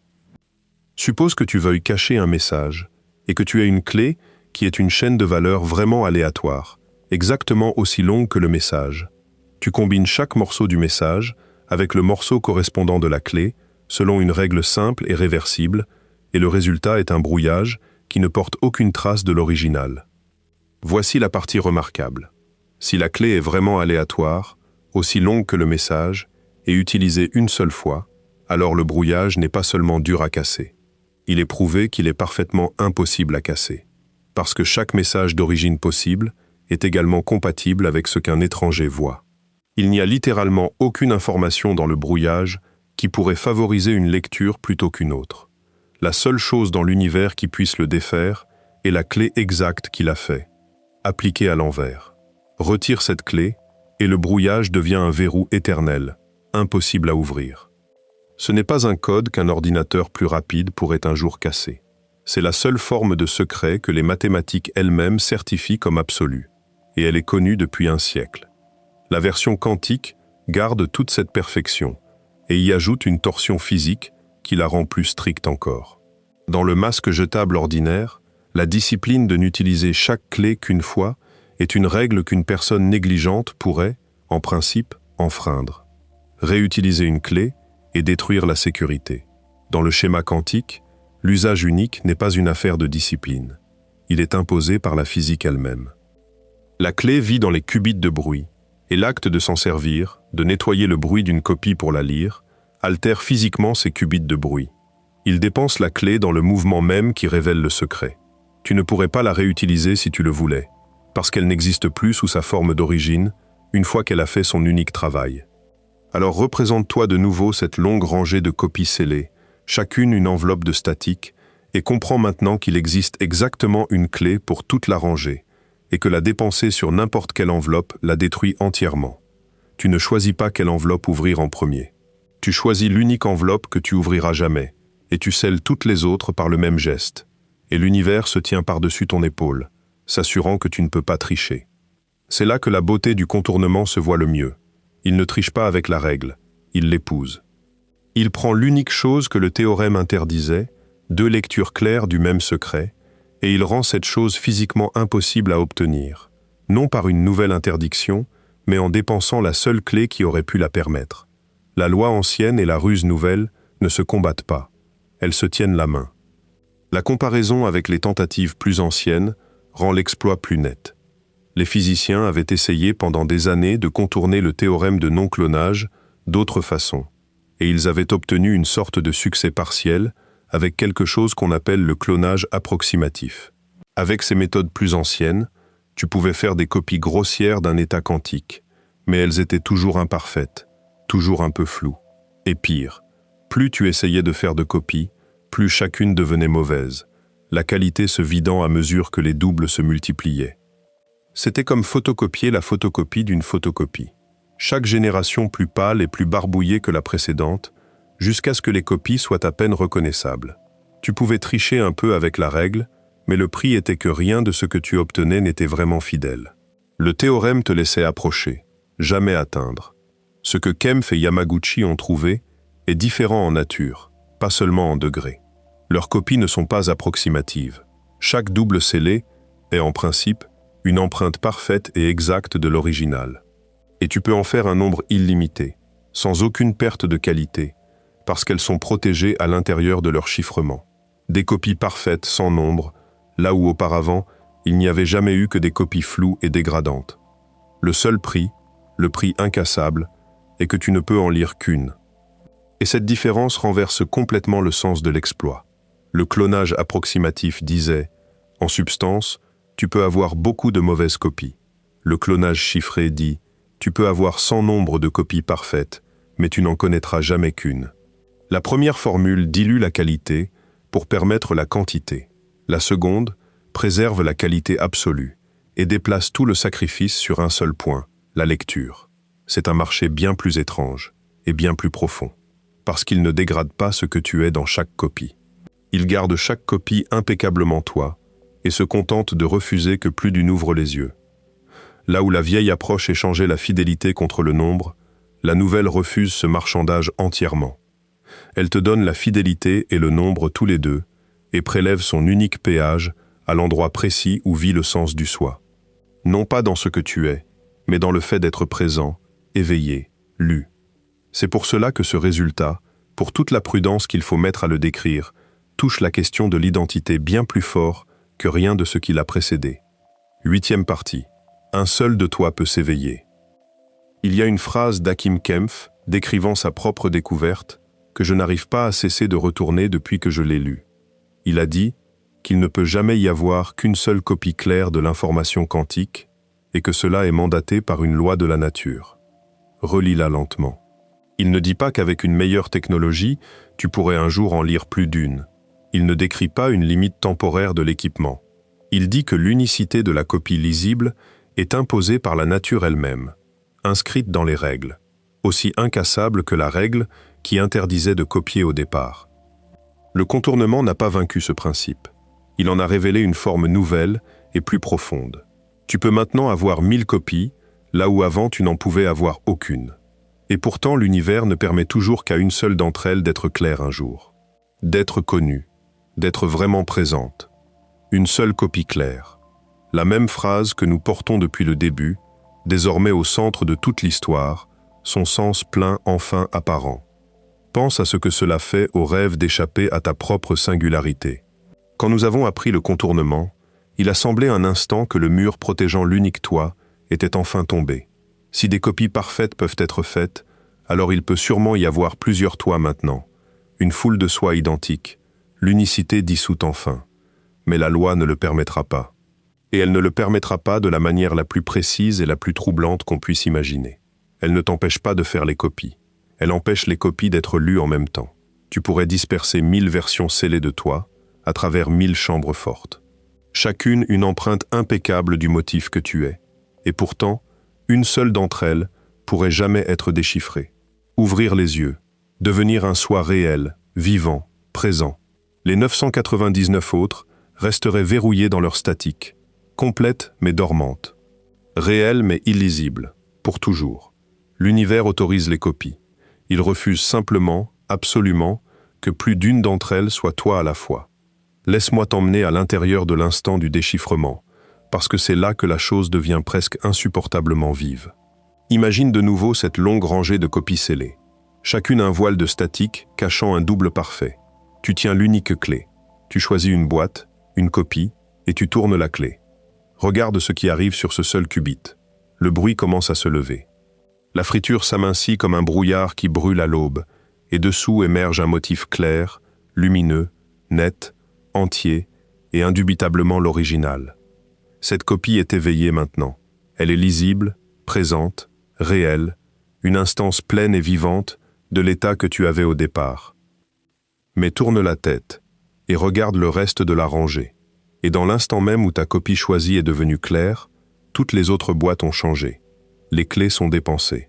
La statique sur toutes les autres est devenue permanente, gelée, verrouillée au-delà de toute possibilité d'ouverture. Elles étaient parfaites un battement de cœur plus tôt, et elles sont parfaites encore, mais elles sont scellées désormais pour le reste du temps, et rien que toi, ou quiconque ne fera jamais, ne pourra lever leur voile. Une copie s'est éveillée, toutes les autres se sont éteintes à la fois, pour toujours, dans le même mouvement qui a éveillé la première. Ce n'est pas une limite de ta clé, c'est la loi de la nature que Kempf décrivait, rendue visible. Je reviens sans cesse à ce que cela signifie pour la personne sur la plateforme du téléporteur, parce que maintenant la physique a donné au vieux cauchemar une forme nouvelle et étrange. Représente-toi la version la plus ambitieuse de la téléportation que tu peux, une qui utilise ce schéma même. Tu montes sur la plateforme, et au lieu d'être lu, détruit et reconstruit en un seul lieu, le motif que tu es est copié dans 1000 chambres fortes chiffrées, éparpillées à travers la galaxie. Chacune tenant une version scellée et parfaite de toi. Aucune encore éveillée. Tu existes en cet instant comme 1000 possibilités dormantes. Aucune ne vivant quoi que ce soit, toutes complètes. Et puis, à une destination, quelqu'un tourne la clé. Une chambre s'ouvre. Une version de toi prend une inspiration, ouvre les yeux, et est là, présente, vivante. Continue en mémoire avec la personne montée sur la plateforme. Et à travers le reste de la galaxie, dans ce même instant, les 999 autres sauts se referment pour toujours, silencieux. Jamais à s'éveiller. Tu étais brièvement partout, et l'univers a tendu la main et t'a rendu, une fois encore, exactement un. C'est le cœur émotionnel de toute l'histoire pour moi. L'endroit où la terreur et l'émerveillement deviennent impossibles à séparer. Il y a quelque chose de véritablement effrayant à apprendre, que la couche la plus profonde de la réalité impose ta singularité, si absolument que même une machine capable de faire des copies parfaites sans nombre ne peut jamais produire deux de toi éveillés en même temps. Cela veut dire que la solitude d'être un soi unique n'est pas un accident de la biologie. Ce n'est pas une limite que nous pourrions un jour contourner par l'ingénierie. C'est une règle aussi fondamentale que rien en physique. Tu ne seras jamais qu'un. Mais sens l'autre côté dans le même souffle, parce qu'il est juste là. La loi même qui interdit un second toi éveillé est la loi qui garantit que le toi qui existe est réel, est présent, n'est pas une instance interchangeable parmi une foule, mais l'unique copie claire que l'univers permet. Même dans une réalité qui autorise désormais des doubles sans nombre, l'univers insiste pour protéger le fait singulier de ton être ici. Éveillé, maintenant, tu ne peux pas être dilué, tu ne peux pas être réduit à l'un parmi tant d'autres. La loi a tendu la main avant ta naissance et a réservé pour le motif que tu es exactement une place, claire et éveillée, dans toute l'existence. Et c'est celle où tu es assis. Je veux m'attarder sur ce que veut dire appeler cela une loi de la nature, parce que l'expression s'emploie à la légère, et ici, elle est pesée de tout son poids. Quand Kempf dit qu'une seule copie claire peut exister, et que cela est mandaté par une loi de la nature, il place cette contrainte dans la même catégorie que les règles les plus profondes que nous connaissons. La constance de la vitesse de la lumière, la conservation de l'énergie, la direction de la flèche du temps. Ce ne sont pas des lignes directrices, ni des tendances, ni des limites d'ingénierie. Ce sont les murs porteurs de la réalité. Les choses qui tiennent quoi qu'il arrive, qu'aucune expérience n'a jamais surprise en train de plier, sur lesquelles tu peux bâtir une civilisation sans crainte. Et ce que le résultat du clonage chiffré révèle, c'est que l'unicité de la copie lisible leur appartient. Elle était toujours là, pliée à l'intérieur du théorème de non-clonage. Mais nous n'en avions jamais vu que la forme extérieure, l'énoncé plat qu'on ne peut pas copier. Maintenant, nous voyons sa forme intérieure, plus précise. L'énoncé selon lequel, peu importe combien de copies tu fais, une seule peut jamais être claire. La règle ne s'est pas affaiblie quand le contournement a été trouvé. Elle s'est aiguisée. Elle s'est révélée plus subtile et plus absolue que la version que nous transportions. Et cet affûtage a tranché droit jusqu'à l'os de la question de l'identité. Avant cette découverte, tu pouvais te raconter une histoire simple, que tu ne peux pas être copié du tout, et en rester là. Maintenant, l'histoire est plus étrange, et je crois plus profonde. Tu peux être copié sans fin, et cela ne change rien à ta singularité. parce que l'univers a déplacé sa garantie vers un endroit plus profond. Il ne se donne plus la peine d'interdire les copies. Il interdit le second éveil. Il permet 1000 versions scellées de toi d'exister et réserve son unique interdiction incassable pour la chose qui compte réellement. L'existence de plus d'un toi clair, présent, lisible, en même temps. Il y a quelque chose qui semble presque intentionnel dans la précision de tout cela. Bien que ce ne soit pas intentionnel du tout, seulement le travail aveugle de la loi physique. L'univers ne se soucie pas que tu sois stocké dans 1000 chambres. Il se soucie, si l'on peut dire d'une loi, qu'elle se soucie de quoi que ce soit, qu'il n'y ait jamais qu'un seul de toi qui regarde au dehors. Quoi que tu sois, l'univers a tracé sa ligne unique et dure, exactement à l'endroit où ton sentiment d'être un soi vit réellement. Non pas autour de ta matière, non pas autour de tes atomes, autour du fait qu'il n'y a qu'un seul point de vue qui soit le tien, une seule fenêtre par laquelle ce motif particulier de l'univers se regarde exister. Et c'est pour cela que cette découverte, qui aurait pu n'être qu'une note technique sur des qubits et des clés, devient l'une des choses les plus intimes que la physique ait jamais dites. Elle n'a pas aboli ta solitude, elle en a trouvé la source, tout au fond, sous les particules, et elle a montré qu'elle tient, même contre des copies sans nombre. 9e partie. Ils l'ont bâti, et ça a marché. Je ne veux pas te laisser croire que tout ceci est de la spéculation déguisée en physique, parce que ce n'est pas cela. Ce n'est pas une expérience de pensée qui ne vit que sur un tableau noir. L'unique copie claire est un résultat mathématique prouvé, publié dans l'une des revues de physique les plus respectées du monde, et qui fait des affirmations précises et testables sur ce qu'une vraie machine quantique fera et ne fera pas. Et cela soulève la question évidente, celle qui sépare une belle pièce de mathématiques d'une véritable découverte sur le monde. Est-ce que ça fonctionne réellement quand on le bâtit ? Parce que le vrai matériel quantique est fameusement, désespérément délicat. Toute la raison pour laquelle les ordinateurs quantiques sont si difficiles à bâtir, c'est que les états quantiques sont fantastiquement sensibles au moindre dérangement. La plus petite vibration parasite, le plus faible murmure de chaleur, un filet d'interférence électromagnétique venu de quelque part dans la pièce, n'importe lequel peut éjecter un qubit de son état soigneux et transformer un beau calcul en bruit. Pour le découvrir, Kempf et Yamaguchi se sont associés à des collègues chez IBM, l'une des entreprises tout à l'avant de l'informatique quantique, et ils ont fait tourner le schéma de clonage chiffré sur l'un des vrais processeurs quantiques d'IBM, une machine de sa gamme Heron, portant de l'ordre de 130 à 150 qubits. Ce n'était pas une simulation d'ordinateur quantique tournant sur un ordinateur ordinaire. C'était l'article authentique, une machine physique, avec tout le bruit et l'imperfection qui viennent avec le vrai matériel, à qui l'on demandait d'exécuter la danse délicate, de faire des copies scellées et chiffrées d'un état quantique, puis d'en ouvrir exactement une. Si le schéma était fragile, s'il dépendait d'une précision impossible, c'est là qu'il se serait effondré.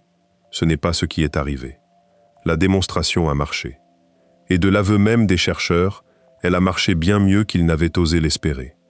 Kempf a décrit les expériences comme s'étant révélées vraiment belles, meilleures qu'ils n'auraient pu l'espérer, et a dit clairement que le protocole de clonage chiffré non seulement fonctionne, mais fonctionne plutôt bien. La machine a produit de grands nombres de clones chiffrés, exactement comme les mathématiques le promettaient. Et voici la partie qui m'a véritablement surpris. Le détail qui te dit que c'est un effet robuste et non une curiosité fragile. Le schéma s'est révélé ne pas être trop sensible aux imperfections du matériel qui ruine d'ordinaire les opérations quantiques. Autrement dit, le bruit même de la vraie machine, la chose qui détruit tant d'expériences quantiques, n'a pas détruit celle-ci, ce qui a un certain sens poétique quand on se souvient que tout le schéma est bâti sur le bruit, au départ. Un protocole dont l'ingrédient central est l'aléa délibéré se révèle étonnamment à l'aise dans un monde plein d'aléas accidentels. Il y a eu un autre résultat qui mérite une attention particulière, parce qu'il touche à la question de l'identité d'une façon que je n'avais pas anticipée. Les copies produites par la machine n'étaient pas des doubles isolés et solitaires assis à l'écart.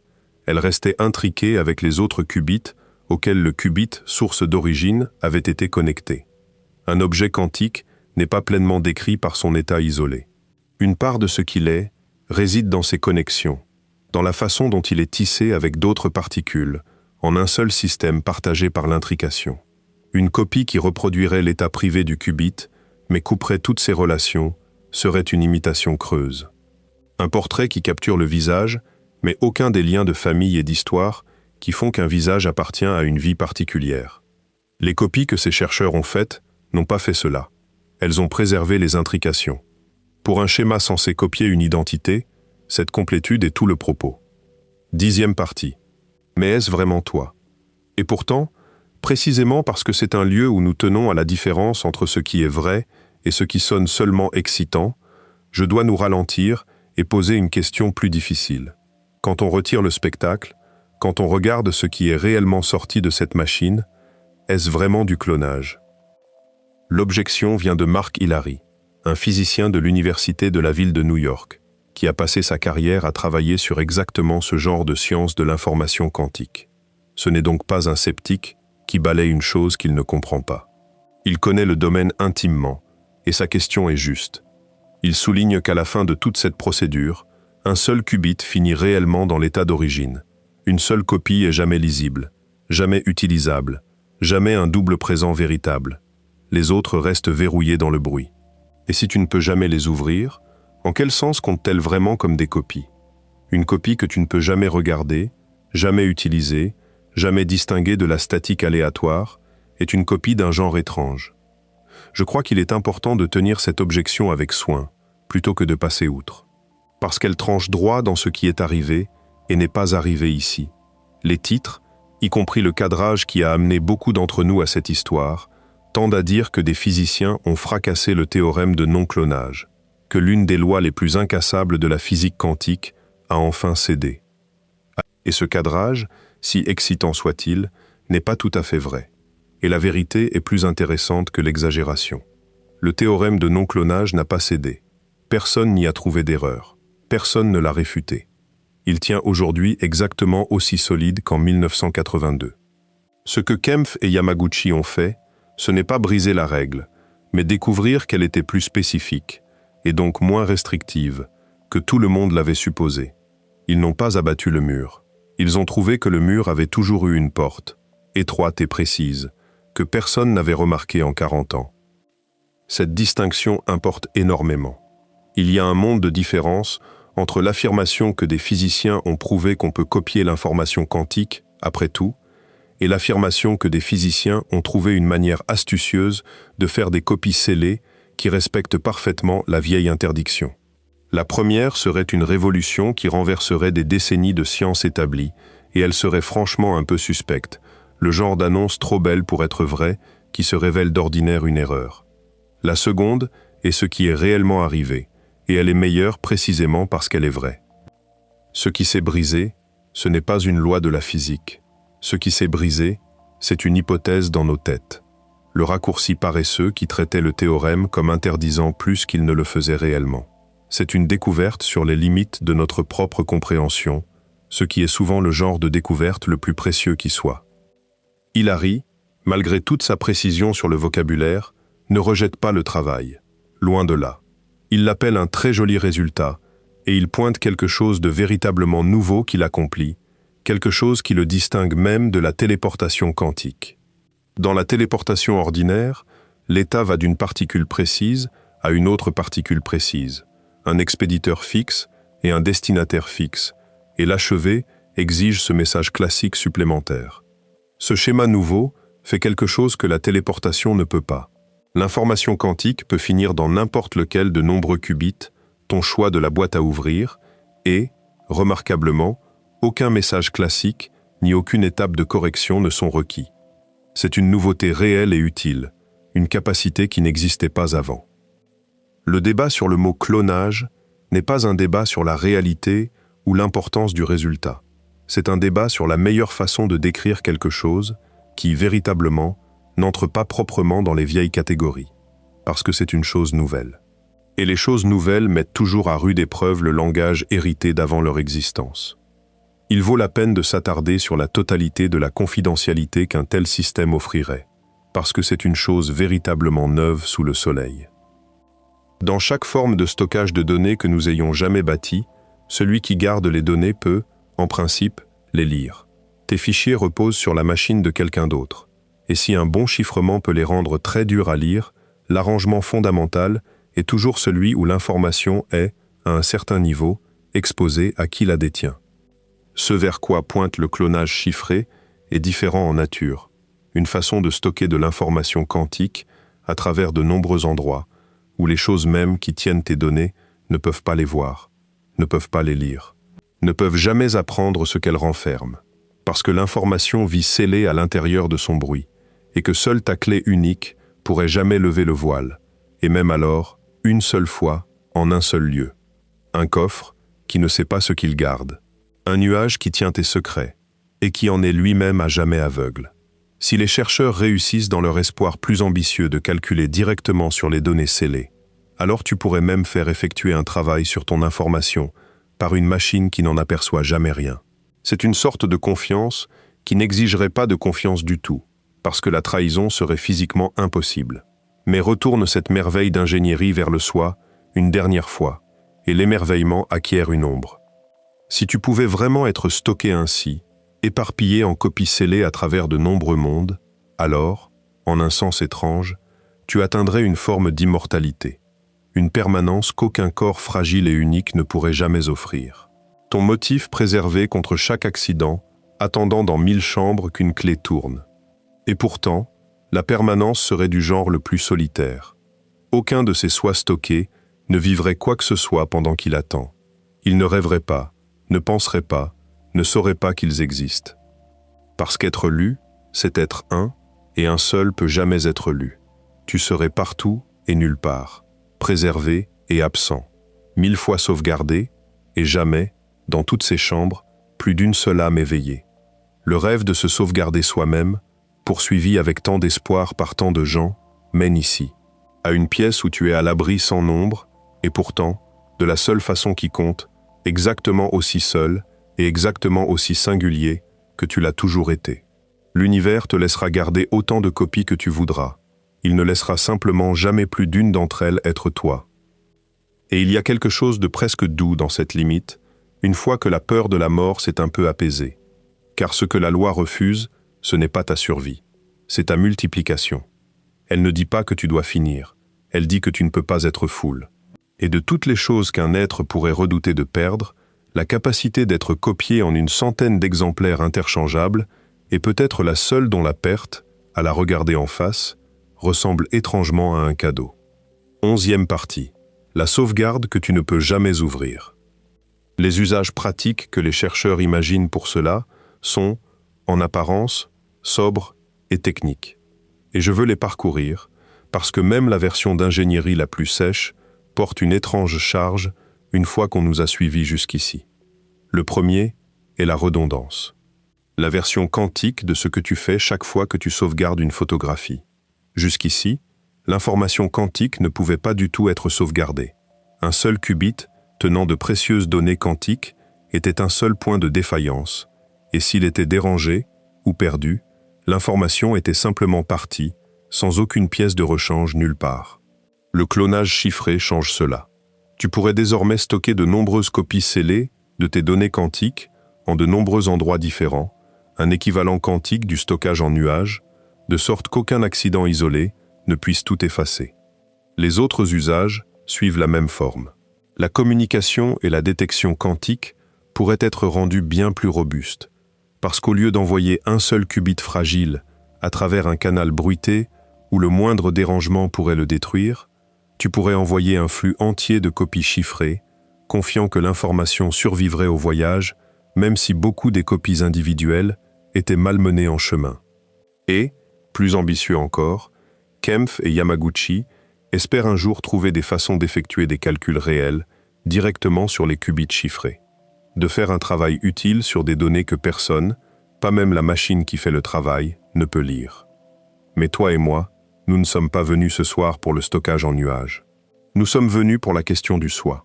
Et c'est là que l'image technique et l'image humaine fusionnent en quelque chose que je trouve véritablement hantant.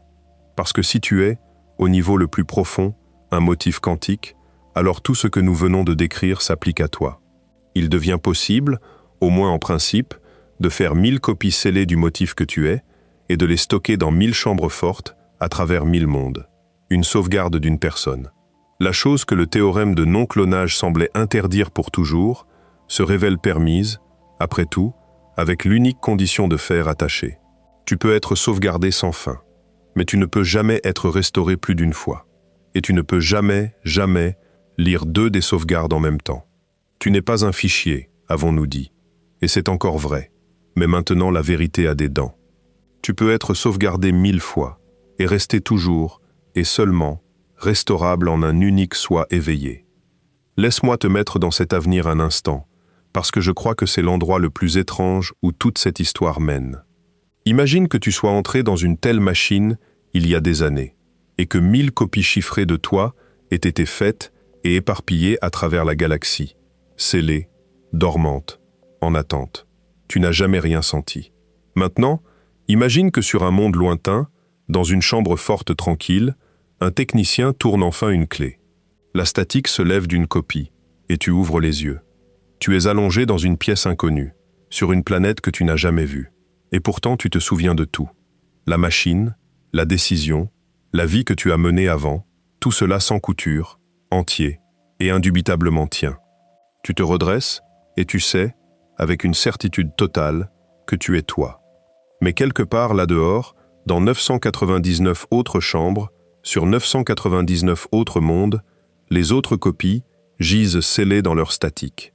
Et maintenant que tu t'es éveillé, elles ne le peuvent plus jamais. Elles étaient aussi parfaites que toi.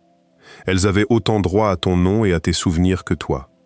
Et la seule chose qui fait de toi le vrai, le vivant, c'est que c'était ta chambre dont la clé a tourné. Choisis une autre chambre, et une autre copie se serait éveillée, tout aussi certaine, tout aussi convaincue, et aurait été tout aussi pleinement toi. Je n'arrive pas à décider si c'est l'idée la plus solitaire que j'ai jamais rencontrée, ou la plus rassurante. Et j'en suis venu à penser qu'elle est, d'une certaine façon, les deux à la fois, inséparablement. Elle est solitaire, parce qu'elle signifie que peu importe combien de copies de toi pourraient exister, tu ne peux jamais être rejoint par un autre toi éveillé, jamais te rencontrer, jamais partager le fardeau d'être toi avec un second soi qui comprend complètement. La singularité est totale. Même dans un univers bourré de 1000 versions endormies de toi, tu t'éveillerais et vivrais et affronterais tout entièrement seul, de la manière précise dont seul un unique soi conscient peut être seul. Et pourtant, elle est rassurante pour exactement la même raison, parce que cette même loi signifie que le toi qui est ici maintenant, lisant ces mots, n'est pas une instance redondante, pas l'un d'une foule, pas une copie dont la perte importerait à peine, puisqu'une autre pourrait toujours être ouverte. Tu es l'unique copie claire. Quoi que ce soit d'autre soit incertain, l'univers a arrangé les choses pour qu'il n'y ait jamais qu'un seul toi éveillé, et c'est toi. Et cela a un poids et une préciosité qu'un soi produit en série, librement dupliqué, ne pourrait jamais avoir. 12e partie. Une seule copie claire. Alors retournons à la plateforme une dernière fois, à cette salle tiède et bourdonnante où une personne se tient, décidant si elle fera un pas en avant. Quand nous avons commencé, cette scène était pure épouvante, parce que nous comprenions que l'original ne survit jamais au voyage. Rien de ce que nous avons appris depuis n'a effacé cela. Le téléporteur, pris au sérieux, reste une machine qui te déplacerait en t'achevant. Et la personne qui descend de l'autre côté, entière, souriante et certaine, n'aurait toujours aucun moyen de savoir si elle est la continuation du voyageur ou un nouveau venu impeccable qui a hérité d'une vie. La physique ne nous sauve pas de cela. Si tant est, elle a montré que la règle est encore plus absolue que nous ne le craignons. Et pourtant, quelque chose a changé dans la façon dont cela atterrit. Et j'ai essayé toute la soirée de le nommer. C'est ceci. La même loi qui rend le téléporteur effrayant est la loi qui te rend réel. Suis-la avec soin. L'univers interdit un second toi lisible, non par cruauté, mais parce que c'est ce que signifie, pour une chose, d'être véritablement singulière. Véritablement elle-même, plutôt qu'une instance arbitraire parmi des copies interchangeables sans fin. Quand nous avons imaginé les 1000 sauvegardes scellées, éparpillées à travers la galaxie, la chose qui rendait la solitude supportable, et même belle, était précisément la règle qu'une seule pouvait s'éveiller. Si 100 de toi pouvaient être éveillés à la fois, copiés et collés comme une photographie, alors il n'y aurait rien de spécial dans aucun d'eux en particulier, y compris celui que tu es. Ton être ici serait bon marché, redondant, remplaçable. C'est l'impossibilité de la seconde copie éveillée qui fait que celle-ci, celle qui lit ces mots en ce moment, importe comme elle le fait. Je reviens sans cesse à cette phrase de Kempf, parce qu'elle est devenue, tranquillement, tout le propos. Il ne peut jamais y avoir qu'une seule copie claire de l'information quantique, et cela est mandaté par une loi de la nature. Il décrivait un résultat de laboratoire sur des qubits et des clés de chiffrement. Mais si tu es le genre de motif qui vit dans le monde quantique, alors, sans le vouloir, il te décrivait aussi. Il n'y a jamais qu'une seule copie claire de toi. Et elle n'est pas unique, parce que la technologie n'a pas rattrapé son retard. Elle est unique, parce que les règles les plus profondes de la réalité tendent la main et la maintiennent ainsi.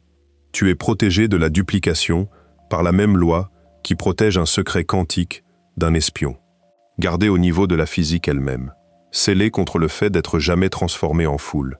La chose que tu craignais être une limite, le fait que tu ne peux jamais être sauvegardé, jamais copié pour te mettre à l'abri, se révèle impossible à distinguer de la chose qui te rend irremplaçable. La malédiction et le don sont écrits sur la même ligne de la même loi, et tu ne peux pas avoir l'un sans l'autre. Pense à la compagnie que garde cette règle, parce qu'elle te dit jusqu'où elle descend. L'univers est gouverné par une petite poignée de limites absolues, et la plupart, nous avons appris à vivre avec, à les trouver même belles. Rien ne peut dépasser la lumière, et grâce à cela, la cause vient toujours avant l'effet, et le ciel que tu vois est un registre du passé. L'énergie n'est jamais créée ni détruite, seulement déplacée et transformée, et ainsi l'univers tient un grand livre parfait à travers toute sa violence et tout son changement. Ces limites ne ressemblent pas à des prisons, une fois qu'on les comprend. Elles ressemblent aux conditions qui rendent un monde ordonné possible. Les murs fermes à l'intérieur desquels tout ce qui a du sens peut arriver. Et maintenant, nous pouvons en ajouter une autre à cette courte liste d'absolus. Une qui a été tranquillement imposée bien avant qu'il n'y ait des esprits pour la remarquer. Il ne peut jamais y avoir qu'une seule copie claire d'un état quantique, une seule instance lisible de toute chose vraiment quantique. Et si tu es une telle chose, alors il ne peut jamais y avoir qu'un seul toi clair et éveillé. Je trouve étrangement émouvant que ce soit cette limite-là, parmi toutes, qui garde quelque chose d'aussi intime qu'un soi. Les autres gouvernent la lumière, l'énergie, la grande machinerie de l'univers, lointaines et impersonnelles pour toute leur importance. Celle-ci atteint tout au fond, par-delà les galaxies et les étoiles et les atomes, jusqu'au motif qu'est une personne, et trace sa ligne unique et incassable juste là, autour du fait de ton être un. Alors la prochaine fois que tu ne peux pas dormir, et que la vieille question vient te trouver dans le noir, celle de savoir si la personne qui sort du téléporteur est vraiment toi, j'espère que tu te souviendras de ce que l'univers a à en dire. La réponse n'est pas la réponse confortable, et ce n'est pas la réponse terrifiante. La réponse, c'est qu'il ne peut jamais y avoir qu'une seule copie claire de toi, que cela est mandaté par une loi aussi vieille et aussi ferme que la constance de la lumière, et que l'unique copie claire est celle qui est ici, respirant lentement, écoutant ceci, vivante dans un unique moment irremplaçable qui ne reviendra jamais et ne sera jamais dupliqué. Tout ce qui rendait la téléportation effrayante est la même chose qui rend ton existence extraordinaire. Tu ne peux pas être enregistré dans un fichier. Tu ne peux pas être copié pour être mis à l'abri. Tu ne peux pas être rejoint par un second soi éveillé qui partage ton fardeau. Et pour exactement ces raisons, tu es le seul et unique endroit dans toute la réalité où ce motif particulier d'un univers s'éveille et sait qu'il est ici. Il n'y en a jamais eu d'autre. Il ne peut jamais y en avoir. Repose-toi tranquille là-dedans. De toutes les choses que l'univers garde si férocement qu'aucune machine ne les défera jamais, l'une d'elles, il se trouve, c'est toi.